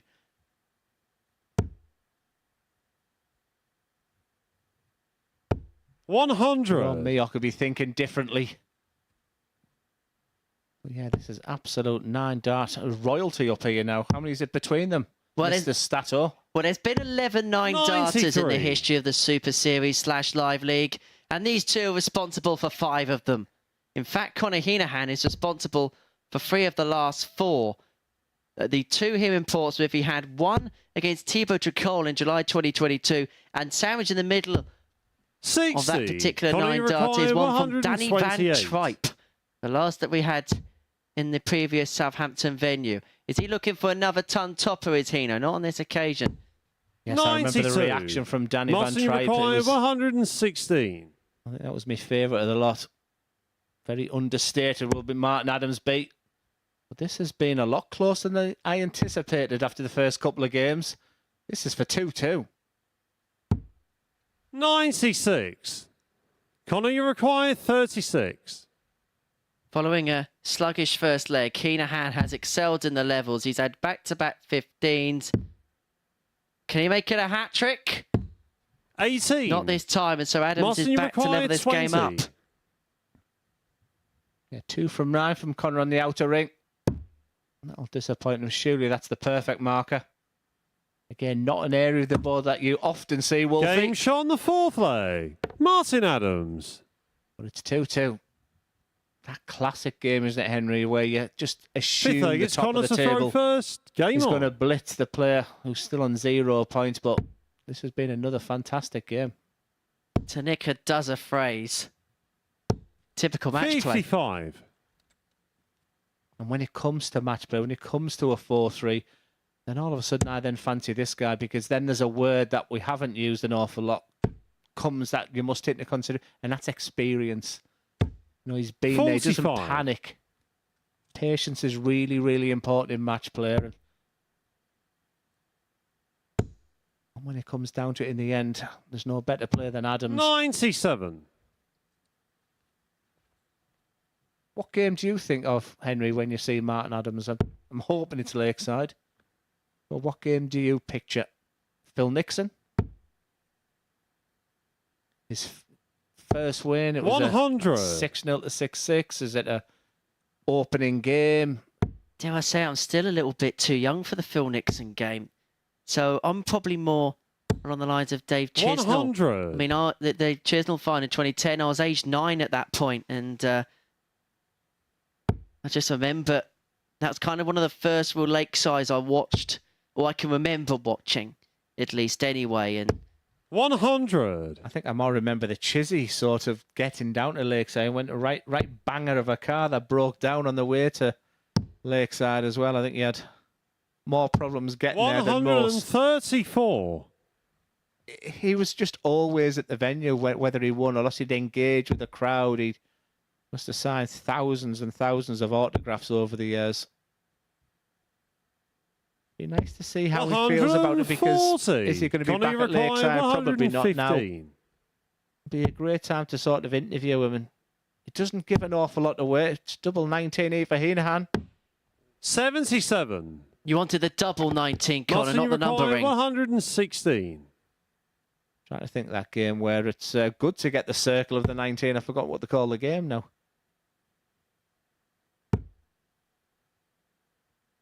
No emotion there from Adams with that 42. first start.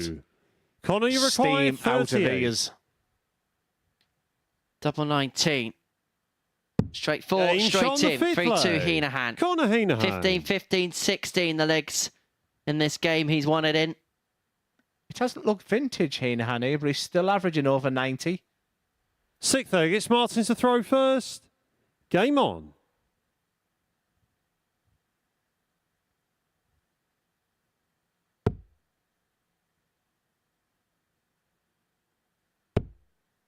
I suppose his shirt does answer that age-old question, doesn't it? 85. What's the time, Mr. Wolf? It's 5 o'clock somewhere. wonder if that's the thing behind it. 55. Like I said, he was singing "It's 5 o'clock," so, and incredibly, I just was on shuffle on my listening to my music, and a song by Alan Jackson came on, and I was like, "Well, that is weird, absolutely weird." What it has done, it's made the It's Tungsten Time 40. t-shirts the second most popular time-related dart shirt out there. 59. Did you get the free collection of them, Glenn? No, but I was happy to sign them. Then they'd just go like hotcakes then, because I'm still a big cheese. 100. Just going through that period now, this game where Martin's got control of this leg. And like I said, the shock could happen. Even though Conor Heenan will have the darts in the last leg, 40. I do think experience comes in. And Martin's not at his best. If he has got a problem with his shoulder, he's not showing that during the game. He's not using it as an excuse. And I think he's put a good performance on here. Both players have done enough in the legs that they've 62. won. There's not been a bad leg in this game. It's just been the fact that maybe there's been the off leg from the opponent, but that's been counterset by the fact that legs have been won in decent nick and decent time. 57. With the exception of the first, at least anyway. It's just a tough encounter, isn't it? And that's what Conor Heenan wants. You're never, ever going to smash everybody. I mean, it was a brilliant start. Those wins over Robert Thornton and Mark McGeaney, they were terrific. But I find out more about a player when they're in situations. Now he's demonstrating things I don't want to. I don't want to see a shake of the head. 83. Martin, you require 190. This is to send us all the way to a deciding leg. Treble for tops. Well, it's another one of those lateral drifts into the 5, and the shake of the head says it all from the perspective of Martin Adams, 81. but he does very well in terms of recovery. The best that he could have done from that particular situation, leave himself on double 19. But Heenan is making a significant move in this leg. 133. Martin, you require 38. Martin will go straight for it, that I guarantee.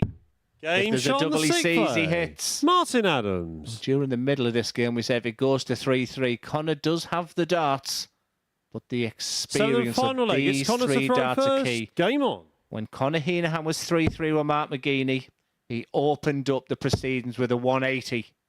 That killed off McGeaney. 180.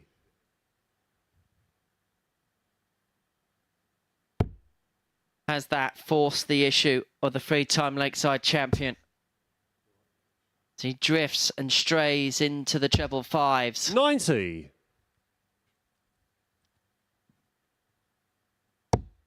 Are we thinking more?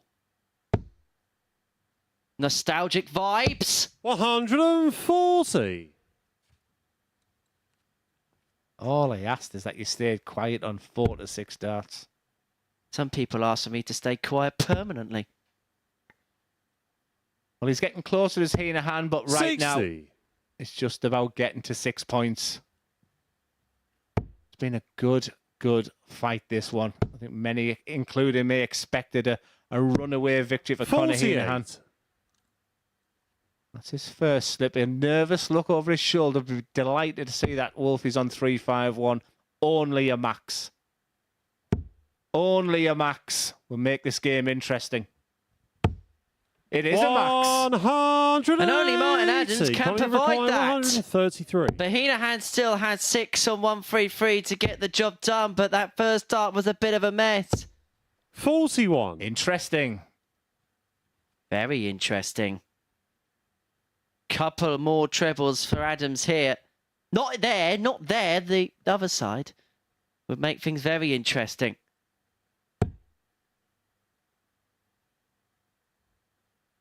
But was that 28. flourishable Conor, visit in an oasis 92. of mediocrity for Adams as Heenan comes back for the 92 to seal a 4-3 victory it would make it 3 from 3 for Heenahan if he can find the double six. And Conor Heenahan continues his surge in Group B. It feels like the nighttime sessions are just made for this man as he gets the better of the great man, Martin Adams, in a last leg decider. He treats us to yet another Ton Plus checkout. An 88.67 average is below anything else that we've seen from him so far this evening. He had to ride his luck at times against Martin Adams, but Conor Heenahan makes it a hat-trick of victories here at the Live Lounge in Portsmouth. So, coming up after the break, it's Mark McGeaney in action against Brett Claydon. The victor of that one will move on to 4 points.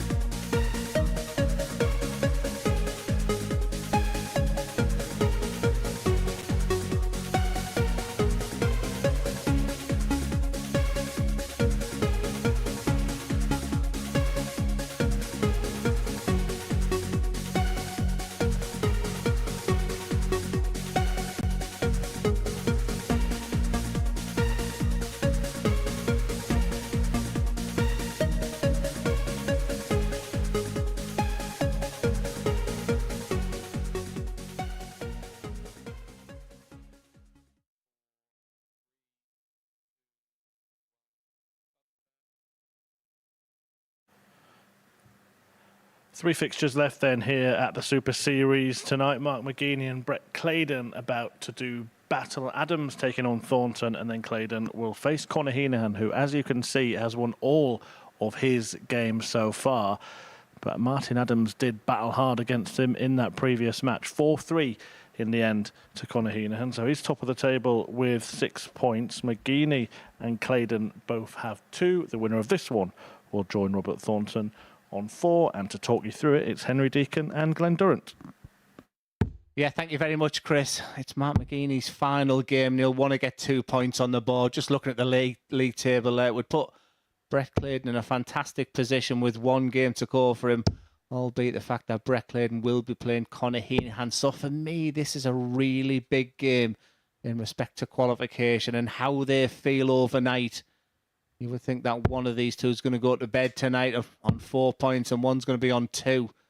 And when the head-to-head comes back again tomorrow, it could be massive. Game on. You could be watching a match here which has big permutation to whoever finishes third in the group, especially with the fact that Adams is on 0, and especially with the fact that Heenahan and Thornton look in great shape at the moment. 99. Well, there's a possibility we may have a satanic group here underneath the church. Because Heenahan, Thornton and Claydon could make it 666 at the top of the 55. group. Shouldn't say it underneath this particular building. Amen. 140.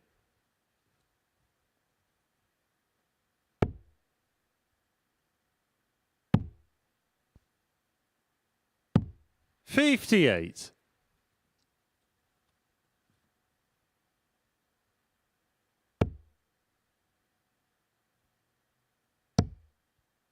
18s is the shot there, and that 262. Didn't need to 84. with Brett so far behind. He's literally just got out the 400s, not the start that Brett Claydon wanted in this match. 100. Steady ton, but for McGeaney, plenty of time on his side. We talked about the importance of opening up with a 15 darter. Well, he's back on track for that. He'll stay there. 100.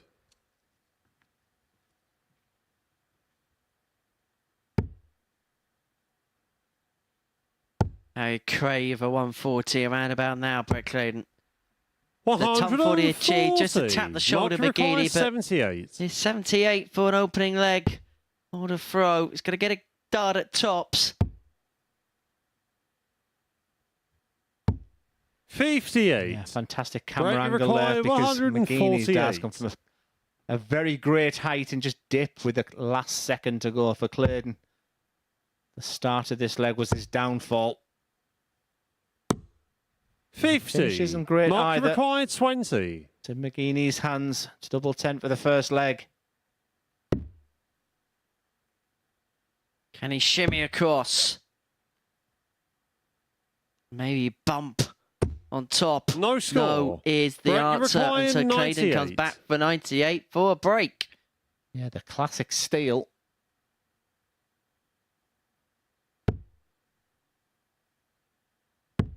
No thought a double-double, but it's double 12. Game And shot that on the is a first classic leg. steal. Brett Never Claydon. was he in that leg of darts. You could even forgive him at one point for already thinking and giving Second up leg in is that Brett leg. to throw first. And that's why Game you on. never do, because 4 missed darts at a double for McGeaney. That's a tough, tough ask to take. And the Gladiator may be chastising himself right about now. 140. Yeah, the frustration right now. You try to focus on that treble 20 bed, but you can't stop thinking of those 4 dash. You're thinking, how on earth am I 1-0 behind? 97. I just feel if Brett Claydon wins this game, he's got on a free roll against Conor Heenahan. He'd be expected to lose that game the way Conor's playing, 44. but he would go overnight in a qualifying position.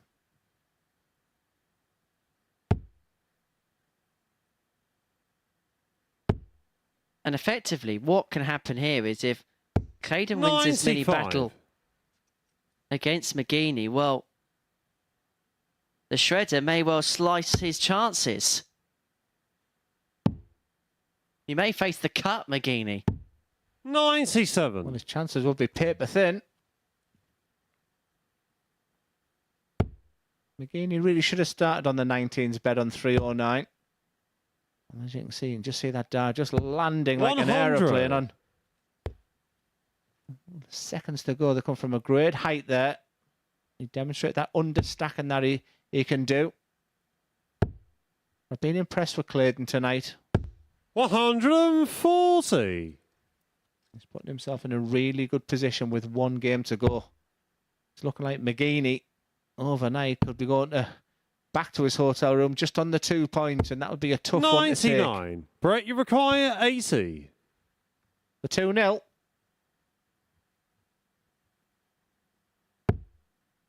Going to be a dart at tops.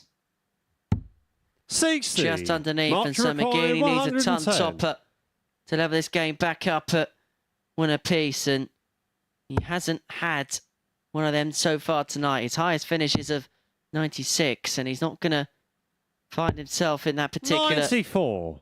club on this particular Break occasion. required And so 20. Claydon comes back for a 2-0 lead to back the break up. If he can find double 10. For a solid holder throw. Game shot on the second leg. That's Brett Claydon. hit with real aplomb, real authority. He's looked the real deal tonight as Brett Claydon, and that's... Third leg, it's Smart to throw first. Game on.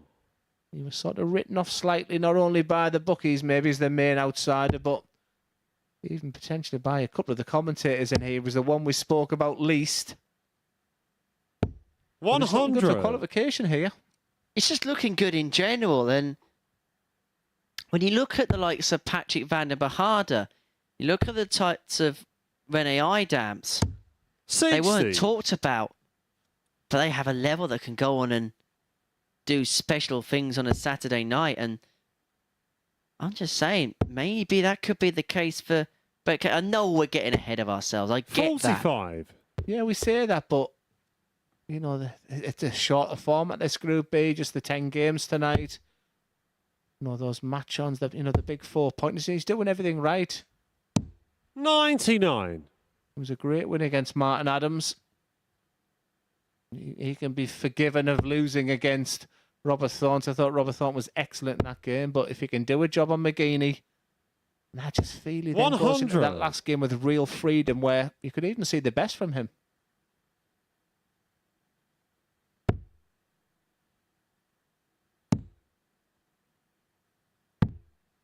However, 36. McGeeney is in full command of this third leg.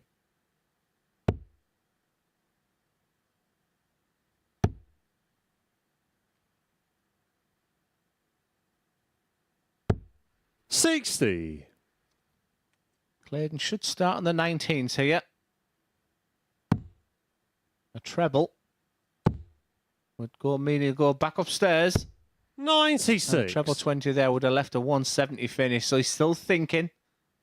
Sometimes you can get engrossed in the situation. All you can see is that treble 20 bed, and it's really important to stay patient.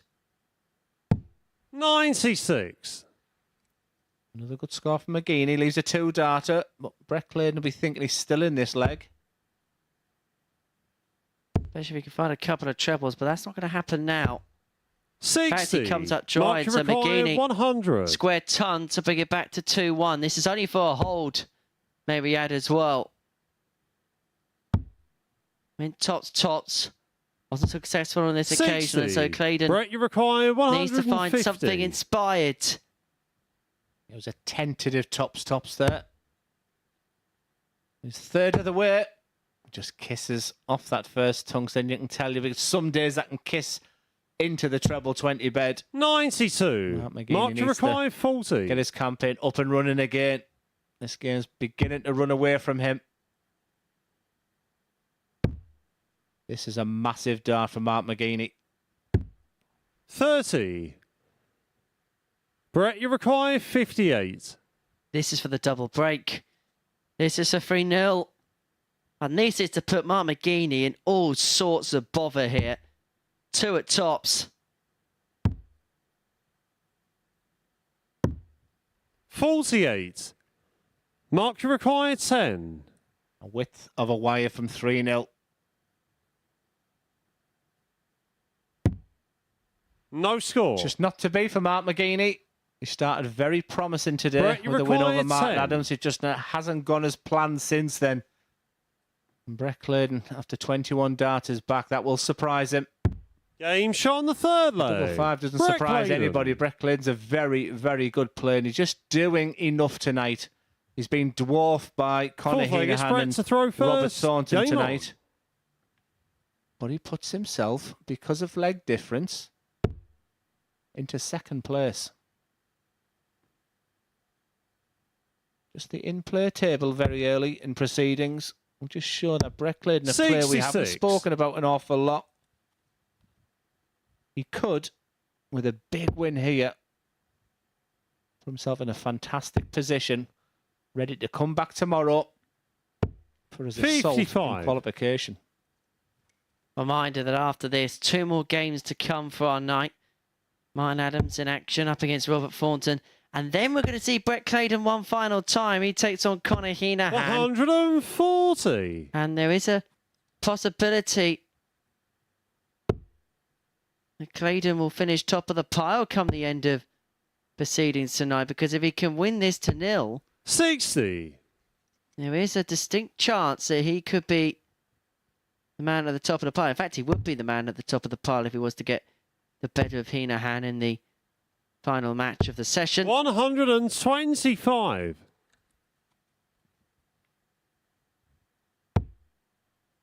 Well, Conor treated to a 170 to finish, and he's got time on his side, but 57. well, maybe Brett, we you can require continue our 170. Thursday fishing frenzy.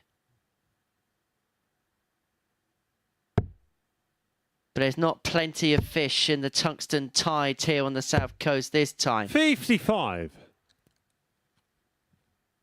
It's looking oh so comfortable for Claydon. And legs difference. If that is the 43. reason for qualification Brett, you tomorrow, he may require look back on this game. 115. Because he's looking good for our first 4-0 victory of the night. 41. It's not ideal. You can see McGeaney chattering away to himself. That treble 20 is eluding him right now when he needed it 60. most. And that's simply not enough. It's a Brett, minimum. requires 74. Minimum 6 darts from 74 for the match. It's going to be 1 dart. Just about at tops. 54. He's going to come back for 10s. But that second dart was so precariously put. Nearly bust the score altogether. Again, he's only trying to hope to apply 95. pressure now. Brett, you required 20. Preparation done. Can he now execute the finish? Everything he's doing right. Big breath.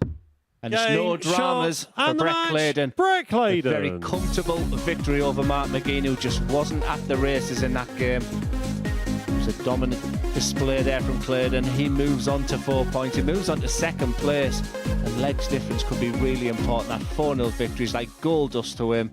For Mark McGeaney, game he will want to forget, but Claydon moves on. We will see him again in the final game. But the penultimate game of the night, how's this for 2 names for you? Martin Adams against Robert Thornton.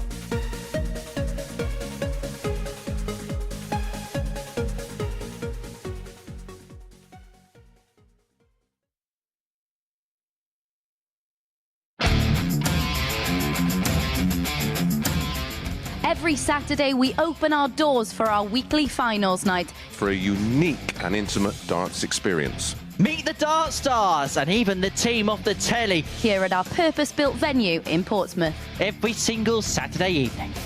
Tickets can be booked via this QR code Or at www.dartshop.tv for a very small booking fee. Follow us at MSS Darts on Twitter, Facebook, Instagram and TikTok. For all the latest ticketing news. All you need to do, log on, book, turn up, and the action gets underway from 7:30 p.m. So what are you waiting for? Get your tickets to the darts. We look forward to welcoming you to the MODUS Super Series very soon.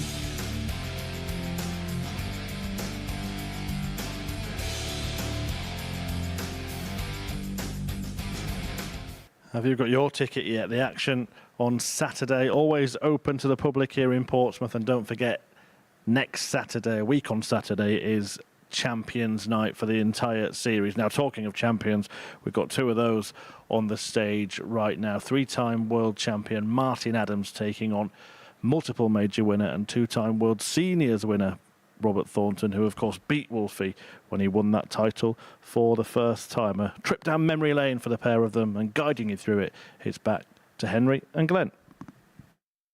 Yeah, thank you very much, Chris. This was the match I was really looking forward to, just for old times' First sake. But they have it's played each Martin's to other throw first. quite Game recently on. in the World Seniors as well, so they'll both know each other's game. That fantastic final in the World Seniors in 2022 where Robert Thornton won the game 5-1, and also in the World Match Play last year in the semis where Thornton has been getting the better of Adams. 30. Not at his best tonight as Martin. So Robert Thornton will be all over this. 100. Yeah, Chris Murphy has mentioned that aforementioned World Seniors final. Now, Robert Thornton was absolutely dominant in that. Won by 5-1 against Martin Adams, average of just over 92.5. And it's actually famous for another reason, because it was 60. the last time that, well, a man who sat in front of this microphone on many, many occasions, it was the last time we ever heard John Gwynn commentate live, 140. which evokes a lot of emotion because John was one of the best at this particular art form and in the best of his family. We always think of John. 180. First max from Adams.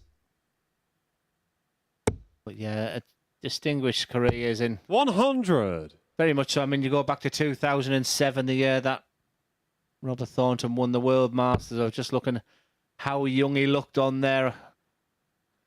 He did beat Martin Adams 3-1 in the quarterfinals and getting to there. Martin 100. Adams, Robert, you require the fall back to the 161. World Masters really suited him. The one win for Adams was at Lakeside, which we'll touch on in a second. 89. We'll talk about my Martin, you memories of require that game. 131. There's going to be a memory lane finish for Adams, the 1-3-1 to get on the board in this particular match. That is an excellent dart, which means he's going to get a go at double 16. 150. And it wasn't too far Robert, away. you require 72.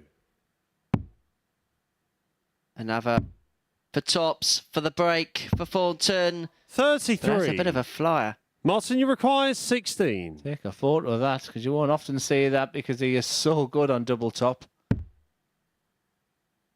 Adams' problem tonight has been on the outer ring. Game shot on the first Not low. this time. Martin Adams. It's more of a resigned look. Would be typical of Adams to put the cat Second amongst leg, the it's Robert pigeons to in throw this first. Game Group on. B. Well, yeah, I've got to go back to that 2008 also. It was an absolutely sensational game. Again in the quarterfinals. And this time it was 100. Martin Adams that won. He was then a big favourite, if you remember, in 2008 to go on and win it. But it was Mark Webster that got across the line that year. Well, yeah, it was a terrific match between these two. I was 100. just watching it on YouTube just before the session started, just to see the pair of them in their prime battling. And I say in their prime, I said, Robert Thornton 20. went on to do some incredible things in the PDC. Well, how about that for a visit? Bounce out and then a Robin Hood for Robert You should Thornton. not say Robin Hood. Chris Murphy will be laughing now. Apparently, anyone who ever does that, no commentator's ever not mentioned Robin Hood. 40. It should be Robin Hood riding through Glen Durrant. 60. That's what we used to sing at school anyway. What sort of lessons did you have?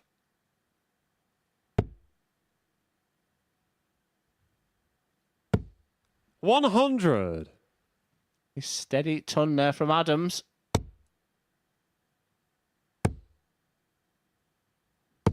Once again, Robert Thornton, I think he's been absolutely terrific tonight. Nobody could withstand that finishing prowess of Conor Heenan in game one, but he's bounced back. And Martin Adams was just taking control there. 85. Robert, you require 180 there from Thornton. 141. He's looking good for a holder throw here. 101. So, tops for Thornton upon his return to level up at 1 apiece.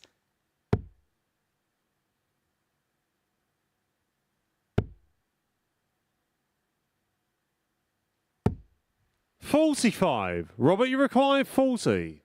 Tops of the Fawn. Again, that's another fly into the 1 on that tops.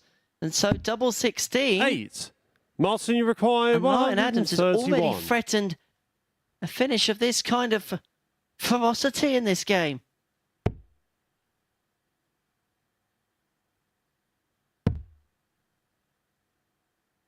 You can see the shake of the head because he 91. fancied that. Robert, you require Robert 32. Thornton, I think, went for the big 19 to leave his trusted double 10. He's not renowned to be this side of the board.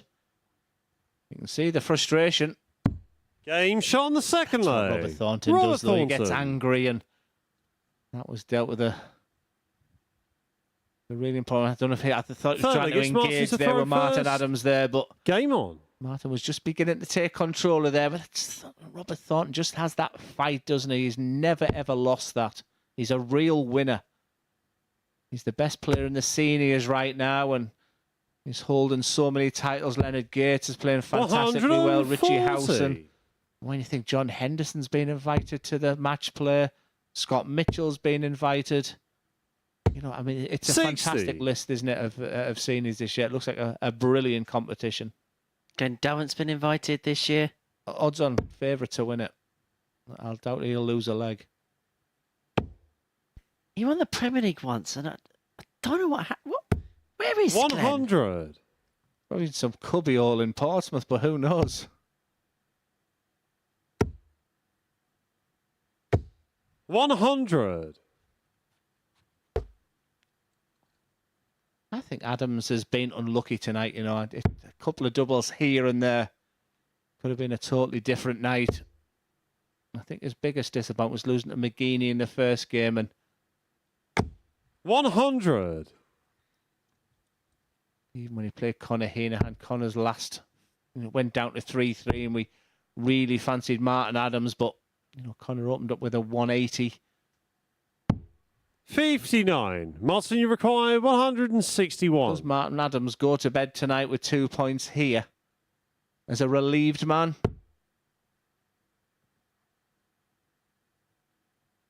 Possibly. It'd be interesting to see what you can conjure up tomorrow, because it's been a case tonight of kind of hits and misses as far as he's got better as the night's gone along. 76 followed by an 80, followed by an 85, now 87 in terms of the averages. He's looking good for 2-1 here. Sensible. For double 16. 45. I think he'd be super frustrated with his double 16 all week. Not just this match, this group. All week, it just hasn't been his friend. He's persevered with it. Martin, you require 16. That's what stubborn dart players like all of us do. Double 8 has been more favourable. It's it in the last leg. This is an important dart now. No score. Doesn't find it Robert, again, you and what require Robert Thornton does. 96. He's good at scrapping out victories. Game shot on the third ever leg. was he in that Robert leg of darts. Thornton. So he holds his hands of apology. Martin Adams will be super, super frustrated. And so Thornton halfway towards the victory post, Fourth leg, halfway it's Robert towards to 6 throw points, first. which Game on. represents a very, very good night. As for that man there. I'd be hoping he could rewind the clock to 5 o'clock 49. somewhere.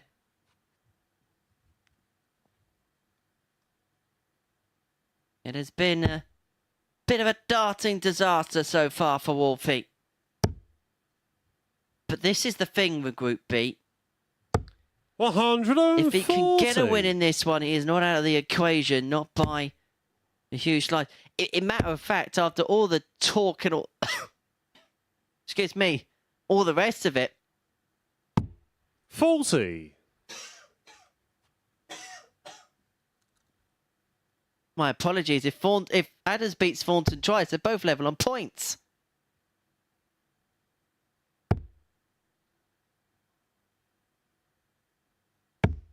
$55.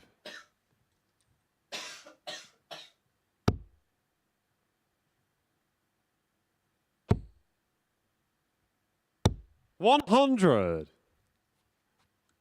All level here in this leg. Adams really should start in the 19s. He won't, but he really should do. Because the 19 just gives opportunity of getting down to a finish. 60. I think it's to his detriment that he doesn't have better board management, but when you teach an old dog new tricks, I guess with his response to that, you know, the game's been good to him the way he plays it. He will go for a double no matter what. He'll go for a bullseye no matter what score you're on. He just does it his way. He's behind in this leg now. He has to find that treble 20. Well, it wouldn't be Martin Adams this week if there wasn't that 85. lateral switch, but so many times he will follow that with a treble 20. He's fighting his way through this game, but you feel that Robert Thornton has got some geese. He's below par, Robert 42. Thornton here. Martin, you require 161. He will think it's 6 starts from here, will the Wolf? Once again. Usually, though, follows with a treble 20. But not to be this 85. time. And so Thornton Robert, you require looking 170. for the fish. Oh, another one of them. Just strays the other side. He's had a couple that 82. flew in that direction now. Martin, you require For the sake of your 76. voice, I was glad that was treble 1. Nice and straight on 76. 16. It's tops for 2-2. And Game tops shot it on the is. fourth leg. Martin Adams. Continues to fight, and Robert Thornton was sat behind. It was just like inevitability that was going in. You can see he's not really enjoying this match as Robert Fifth leg, Thornton. it's Martin to throw He's played at a first. much slower pace Game this on. game. And sometimes can it be difficult when you're playing someone that you know absolutely everything about? Because there's not going to be a stone left unturned when it's come to these two. 60. It can, but I think the strength over the years of these two is that they've never worried about who they're playing. They've never worried about reputation. All they do is this: they focus on their own game. 100. I think it's a mighty fine attribute to have. It's when you start worrying about who you're playing, when you're worrying about the pace, you become that player who's a bit of an overthinker. That's not the style of these two players. I just know that they're in a battle. They know they're enjoying playing each other. It was the game that 100. stood out for us as the neutral watching this. I just think it's a bigger game for Adams than it is for Thornton right now. 100. For the rest of the group, there could be wanting a Thornton win because it detaches one player, then it's 3 from 4. McGeeney's going to go back to his hotel room guaranteed on 2 points. So maybe for Brett Claydon, 100. for Conor Heenahan, a win here for Thornton's not the end of the world for them either. Especially Conor Heenahan. Well, the next game 96. will separate and differentiate who's going to be at the summit of Group B overnight. Victor Conor Heenahan and Brett Claydon will go into tomorrow night's affairs as the player to beat. 100. The player at the peak of the pile as they look to climb the Tungsten Everest. Become the final name in the Darty Dozen for Champions Week. Martin, you require Place 141. where Martin Adams has been before in Series 2.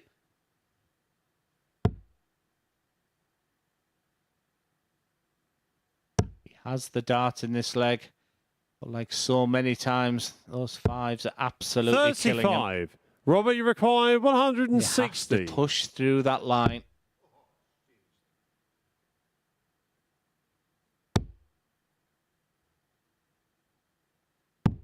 $84.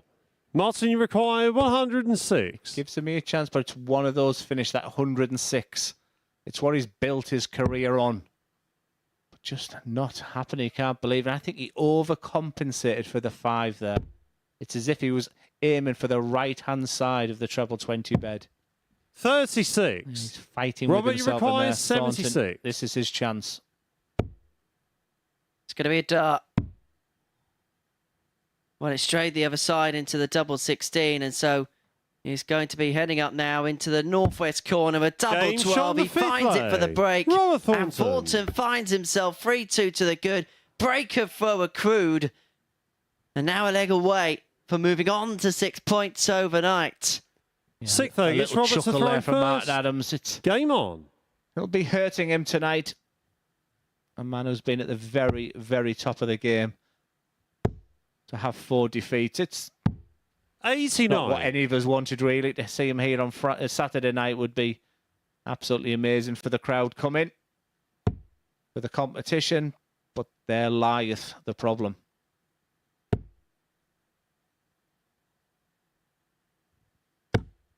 $45. Well, the shirt says it's 5 o'clock somewhere. Well, the darts have been drifting into the 5s an awful lot. 100. Good recovery the last dart there. He manages to shoehorn a dart into the middle of the first 2.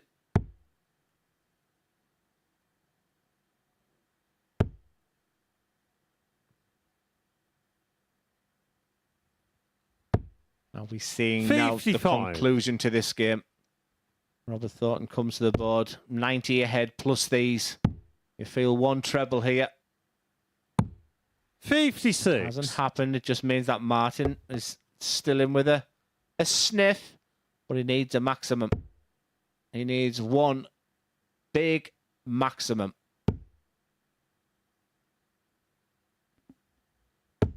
And maybe the difference tonight compared to the rest of the week is in those scenarios he has been able to come to the well, but hasn't quite happened on this occasion. And Robert Thornton is making hay whilst the sun shines.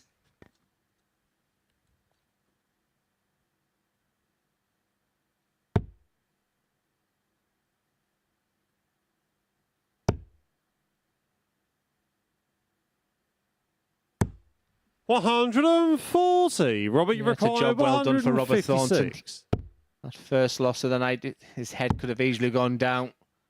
But he is closing in on victory now. 128. What it does mean now, Martin, you Martin require Adams needs one of them 138. unbelievable feelings. That feeling's not going to happen right now because the 138 cannot be done. Now in the hands of Robert Thornton. Usually when you give him a chance. Try the 19s or the 18s. 45. And so now double 14 Robert, you for require the 4 28. to make it 3 wins for the night. He was given the big build-up before arriving here. No score. That strayed the other side, and so Martin, you match points have require come and gone. 93. 3 of them, in matter of fact. And can Martin Adams provide the ultimate rescue act here? So treble 19 would have given him a recovery dart at double 12. 61.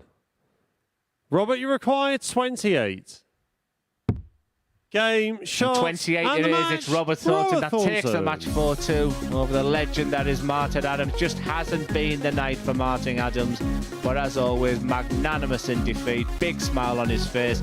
Job well done for Robert Thornton. He lost his opening game of the night, but after that, he's done enough to have 1 foot into the finals night on Saturday. He's still got a job to do tomorrow. It wasn't pretty. He won't remember that game forever. However, for Martin Adams, it was a tough night at the office. We move to the final game of the night. It's a top-of-the-table clash. It's Brett Claydon versus Conor Heenahan.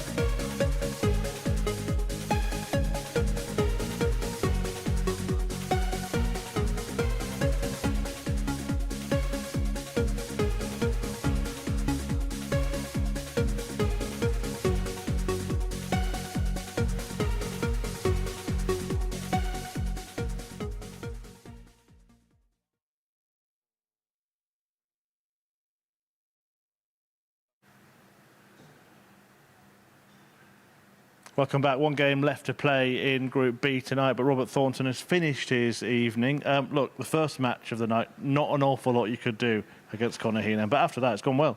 Connor's finishing was absolutely outstanding in the first game. I mean, as you said, there's not a lot I could have done about it. But after that, I mean, this last game against Martin wasn't great, but it's a result, isn't it? Yeah, important to get the points on the board. We'll take a look at the league table as it stands before this last match. You are on 6 points with Conor. Brett Claydon on 4 just behind. You're in a very good position to be one of those top 3, aren't you? Well, fingers crossed. I mean, we've still got tomorrow night and there's still a lot of games to be played, so anything can turn up. And you know what darts is like, it's a funny game, so I've got to go up there and do my stuff tomorrow and hopefully get through. You've been here many times before. When you saw the group you were in, did you look at this and think that this is a pretty tough group? You're going to have to be up for it. Can I be brutally honest? Yeah. I don't look. You don't look at all? I don't look until I get here and then they tell me who I'm on, who I'm playing. I really don't look at the groups. So what did you think when you looked around? You saw Martin Adams, Mark McGee, Conor Heenahan himself and Brett Claydon. Well, I thought I've got me old mucker back down, innit, Martin? and I thought it was going to be really hard. It was going to be really, really hard. And I really never saw the group until I got on here tonight. I don't look at them. I turn up on the night, and if they're put in front of me, I'll do what I can do and go up and play darts. You have usually got to finals night. In fact, you often get to the final itself. I'm going to have to ask you the question that we always have to ask you. This week, the week before Champions Week, it would be a great time to get in, wouldn't it? It would be. It would be absolutely fantastic. But as I said, I've got another night to go first. And then if I get to Saturday night, then fine, fair enough. I'll take it as it comes. And this final match with Brett Claydon and Conor Heenahan, obviously if Brett wins, you've got 3 players on 6. If Conor wins, he goes clear. Do you care at all? Do you even look at the table? No. I've got to go up there and do a job, and if I do my job, then I'll get through, and they've got to do theirs. Well done tonight. Good luck tomorrow. Thank you very much. Robert Thornton focusing on his own darts, but we're going to focus on the last match. So to talk you through it, it's back to Henry Deacon and Glenn Durrant. Thank you very much, Chris. Great to hear from Robert Thornton there. He ends the night on 6 points and puts himself in a fantastic position to qualify now. For Brett Claydon and Conor Heenahan, the scenario is quite simple, really. The victor of this game is going to be top of the group. Now, for Conor Heenahan, that could be through the completion of a card, all 4 games won for him. Or for Brett Claydon, it would be via the margin of legs difference. And, well, he was the outsider going into this, and he's proved a lot of people wrong tonight, Brett Claydon. Yeah, I think my assessment was I wanted to see how First he was leg, playing. it's Brett to throw first. You know, when you do your preparation, you look at the games that they've recently played. Didn't give an awful lot away. His last game competitively was in May this year.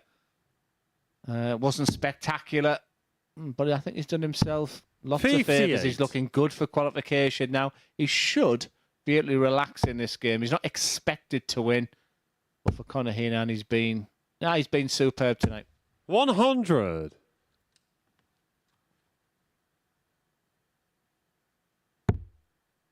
And interestingly enough, if Conor Heenahan can get 85. those 2 victories, he'd move on to 10 points, and job would pretty much be done by the time anybody else finds their way through. Now, look, there's still the mathematical equation 43. because Martin Adams is on 0 points. That 4 players can end up on 10 in Group B. If he moves on to 10 points, he will virtually be there. 45. Yeah, we're seeing Group A with Conor in it, and Jerome Mioch was a deserved winner. Group C today was just a little bit different. 60. Gurney, I thought, was fantastic today. But for me, the standout performance this week, you know, it was John Henderson in Group A last week. There's been Conor Heenahan in Group B. I think he's shown all the qualities of what you need to win Saturday night. He has got that beautiful mixture of very, very high scoring, but what he's demonstrated tonight, 95. his finishing's been absolutely beautiful to watch. 400 plus finishes, and 3 of them in that spectacular game, that opening start of the night. It was a real moment. 95. But it's been a bit of a slower start to this particular game for Hino, as Claydon looks set to close in on an opening leg hold. It makes it interesting. A Brett Claydon win here. 99. Brett, you require 78. I think Mark McGeaney would want to see Conor Heenahan win this game. Like I said, the first game of tomorrow will be the game that you're watching. 48. Slides into Conor, that you number require 5. 104. Any finish over 100, this man has been eating them up tonight. A double 14. 76. Brett, That you would have require been 30. To have added a 5th to the collection. Game shot on the first Claydon leg. takes out the double Brett 15. Claydon. He leads by a leg to nil. But we saw from Heenahan in his previous game against Martin Adams, got off to a slow Second start, leg, but then it's Conor in the to middle throw portion of the first. game, 2 15s and a 16. Kind of put himself in the ascendancy, but you expect against Claydon, he's going to have to find a little level above. 140. There's a little bit of a clenched fist bump there from Conor Heenahan after that tomfoolery, looking to get himself going. I mean, it's very late now, and You're just trying to motivate 95. yourself. Neither player looks tired. Neither of them has shown any sort of fatigue. That's telling me they've rested very, very well today. The preparation looks really good. 100. Robert Thornton, you feel there's still another gear or two to go. But for me, the player of the night is the man in your picture, Brett Clayton. He's the one that surprised me the 55. most. And even if he goes away with 4 points, I think he'll feel that's a job well done. And that game, the third game tomorrow night against Mark McGeaney, will be pivotal. 180. Maybe Heenahan is bookending the night with something a little bit special, because this has been a fantastic second leg from Hino. On for a potential 11 dart leg here to 91. Connor, you level require proceedings up at 81. 1 apiece. It's got the luxury of time here, and so treble 10 for double 16. 49. It's time on his hands right now with Brett Clayton all the way back on 260. I don't think any score would really concern Conor Heenahan. He's just got 60. that Connor, you focus require 32. on this double 16 for 1-1. Game shot on the second leg. Level it Conor is, 14 Heenahan. darter for Heenahan to level proceedings up. Third leg, it's Brett to throw first. Game on.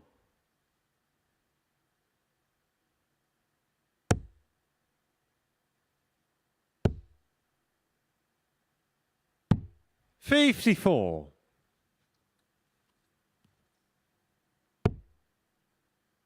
Good first leg for Brett Clayton, but since then he's gone a little quiet. 140. All of a sudden, Conor Heenahan is now favourite for this match again.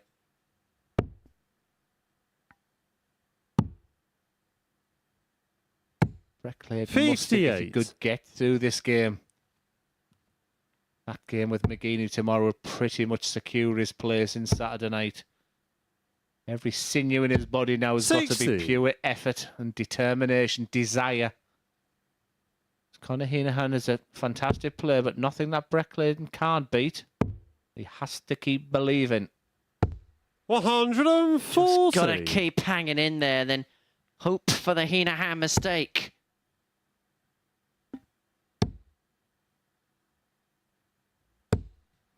$60. Your highlight of the week so far? We've seen every player now, haven't we? I still think there's more to come from Robbie King. 44. I think he qualifies for Saturday night.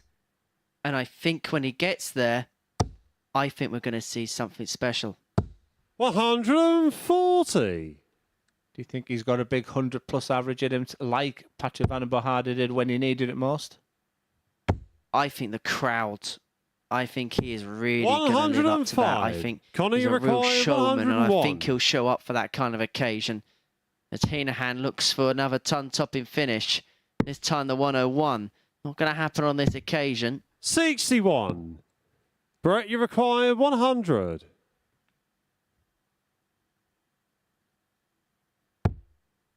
Decisions. I think it was the right one because that first start was 60. perfect for Connor, him. you require 40. Conor Heenahan hasn't looked like missing tops. Game shot on the third leg. Conor Heenahan. Continues. It's very impressive to break a throw. Conor Heenahan can smell 8 points. Fourth leg, it's Connor to throw first. Game on. That's a Brett Clayton. Well, he has a little glance over and the scoreboard doesn't lie. As Heenahan kicks off Max at the beginning of leg 4.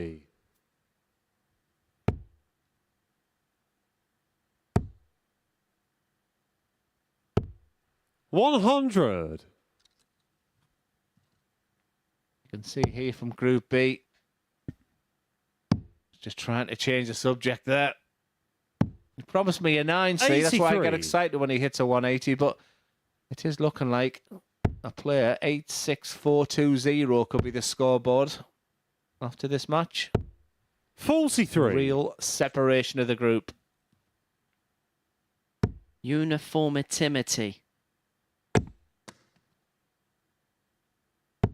65.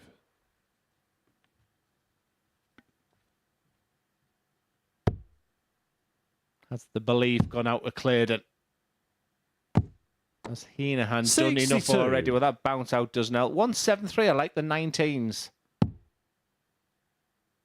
2 trebles here. Another one of them. 95.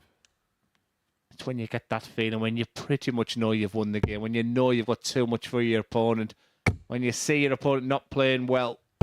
It's a nice 100. feeling to be up there. And I just Connor, you sense that require with Connor. 78. He's at real ease with his game now. He's enjoying tonight. Putting a real performance on. He's going to leave himself tops again. 38. And Claydon can only hit and hope. He's been a visit behind in this particular match, it's felt. And even the leg he won was 96. in 19 darts. It was a Connor, below par you leg for require 40. Heenahan. And so this tops for Connor to put up a 3-1 lead and to again exercise his authority in a match. Game And shot a on double the fourth tennis leg. pin and 3-1 Connor Heenahan. Heenahan leads. And Brett Claydon has got it all to do now. Fifth leg, it's Brett to throw first. Game on. The Sam Fender leg for Connor Heenahan. 17 going under.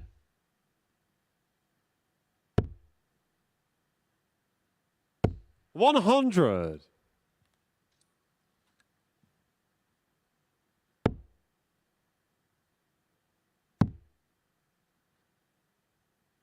Reminder, the action 96. gets back underway tomorrow from 1 o'clock on the Super Series YouTube channel before going live on Sporty Stuff TV from 3. And if you do miss any of the action, 125. YouTube channel will give you highlights from this particular session. Mainly if you just want to watch the Heenahan Ton Plus finishes back. Plenty of other bonus 100. content on there, including an interview with Robert Thornton. You can find that all out on our Super Series YouTube channel.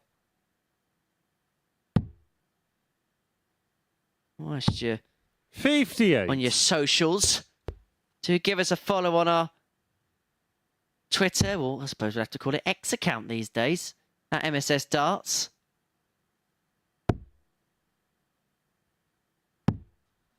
$44. But Claydon here on throw. He's got the opportunity to close the gap back to 3-2. 134. Even self on 84 after 12, and Heenahan needs something big by way of response. 140. Top 40 will do. It'll give Claydon a tap on the shoulder. 2 at 12s. He only needs the one to pull it back to 3-2. It's a 14 darter for Brett Claydon to reduce the deficit back to 1. But this is the leg. Sixth leg, it's And Connor Connor to throw Heenahan has first. the darts to go 4 from 4 and really, really take full command of this 100. embryonic Group B table.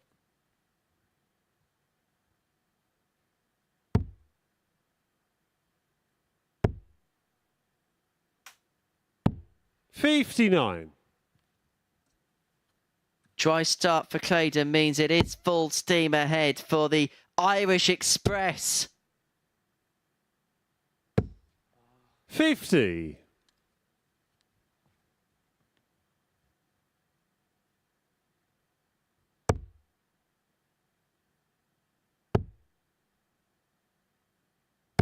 $125. It's a good recovery for Claydon, but it still doesn't take away from the fact that Heenahan is in command. 70. Or does it? Is that a Freudian slip from Heenahan?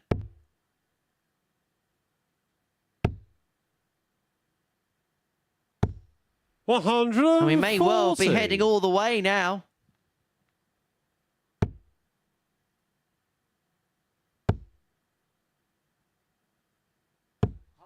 $85. Well, you could hear the shout of Connor.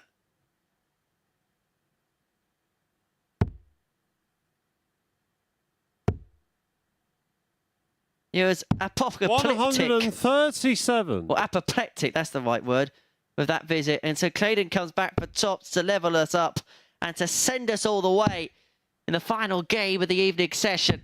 58. Brett, you require Tops to 40. get the job done.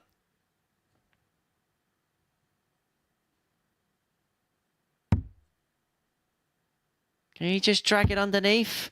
He's readjusted too far down. Double 10. Shot on the And we're going to sixth go all the leg. way. Brett Claydon. Brett Claydon with a huge break potentially in the proceedings of things.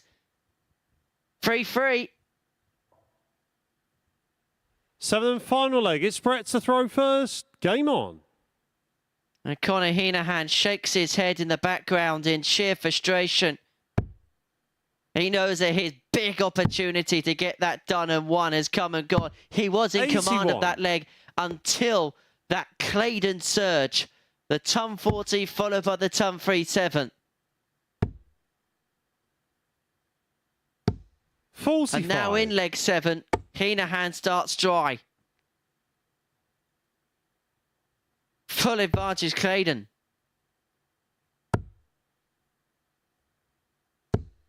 $45.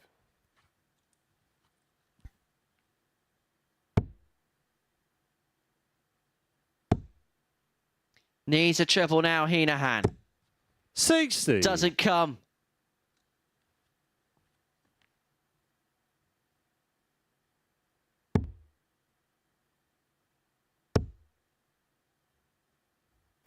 $97. Big recovery with the last start. Because this last leg was seeing visits become dry like the sands of the Saharan desert. And 60. now Heenahan is desolate.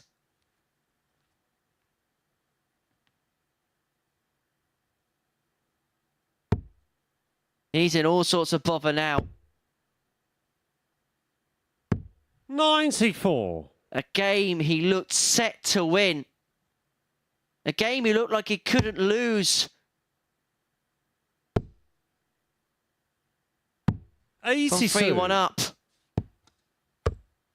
And now Brett Claydon has 6 darts from 184 to get the job done and to seal the comeback victory.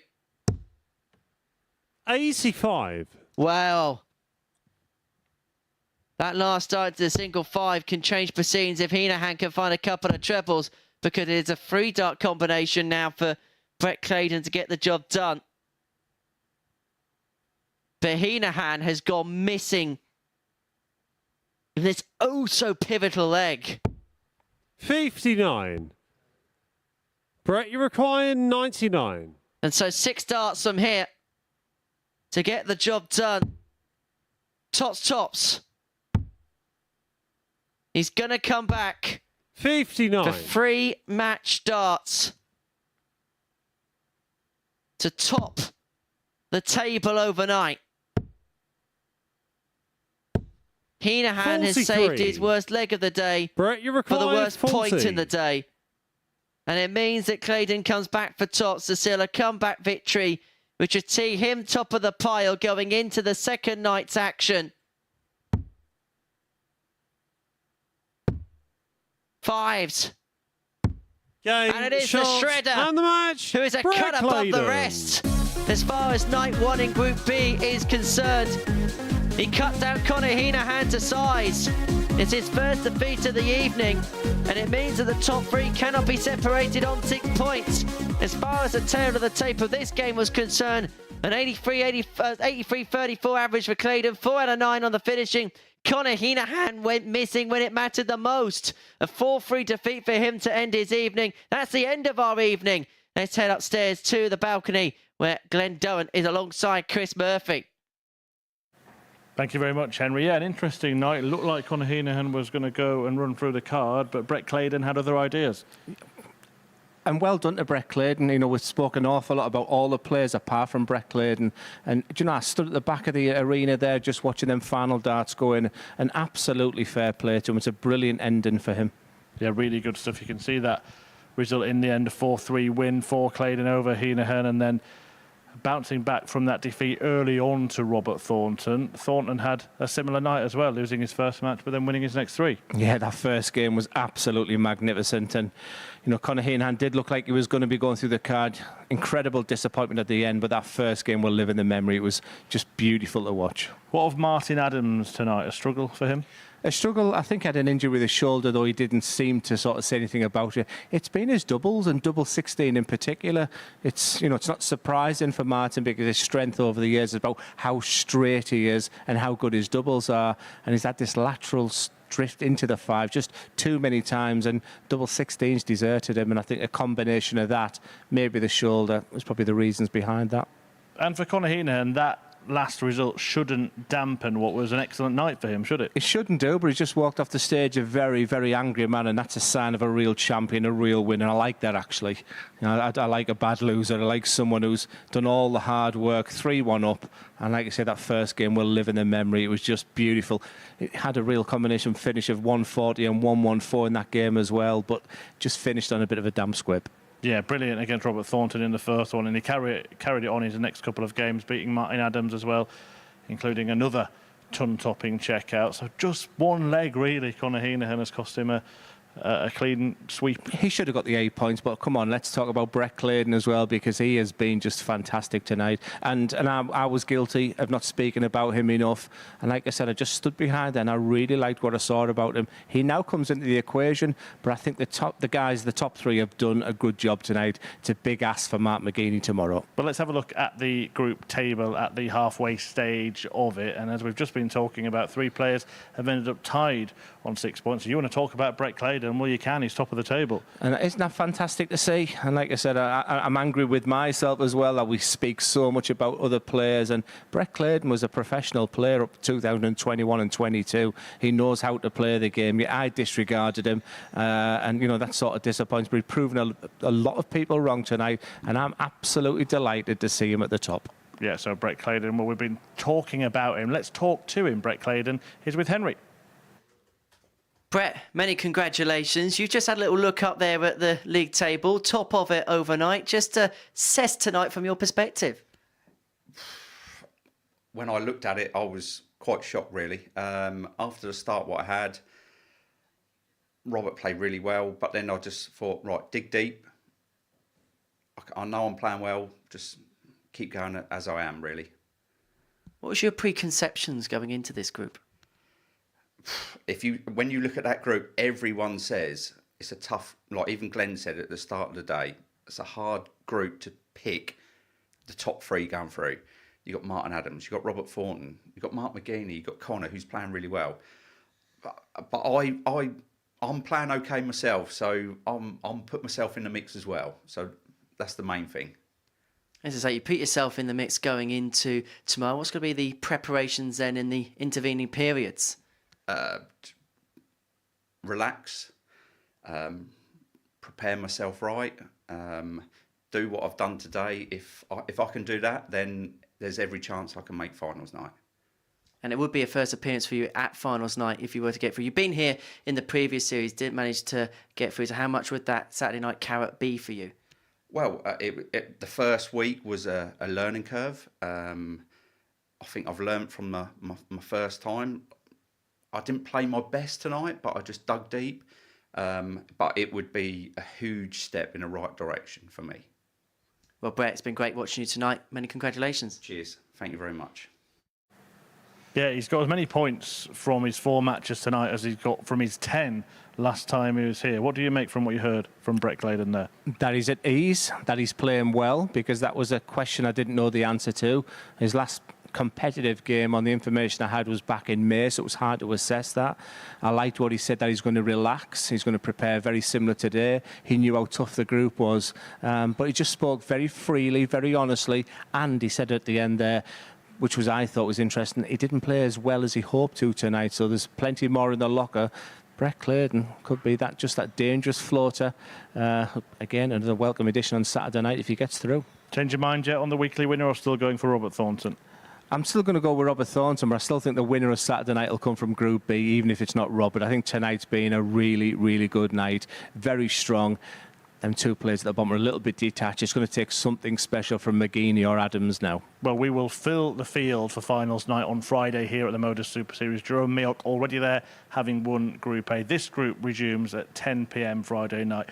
1 p.m. though in the afternoon, Group C gets back underway exclusively for the first 6 matches on the MODUS Super Series YouTube channel, and then back here on Sporty Stuff TV from 3 p.m. for the run-in. So I hope you can join us at some point tomorrow, and if not, do make sure that you tune in on Saturday for finals night. We'll see you later in the week.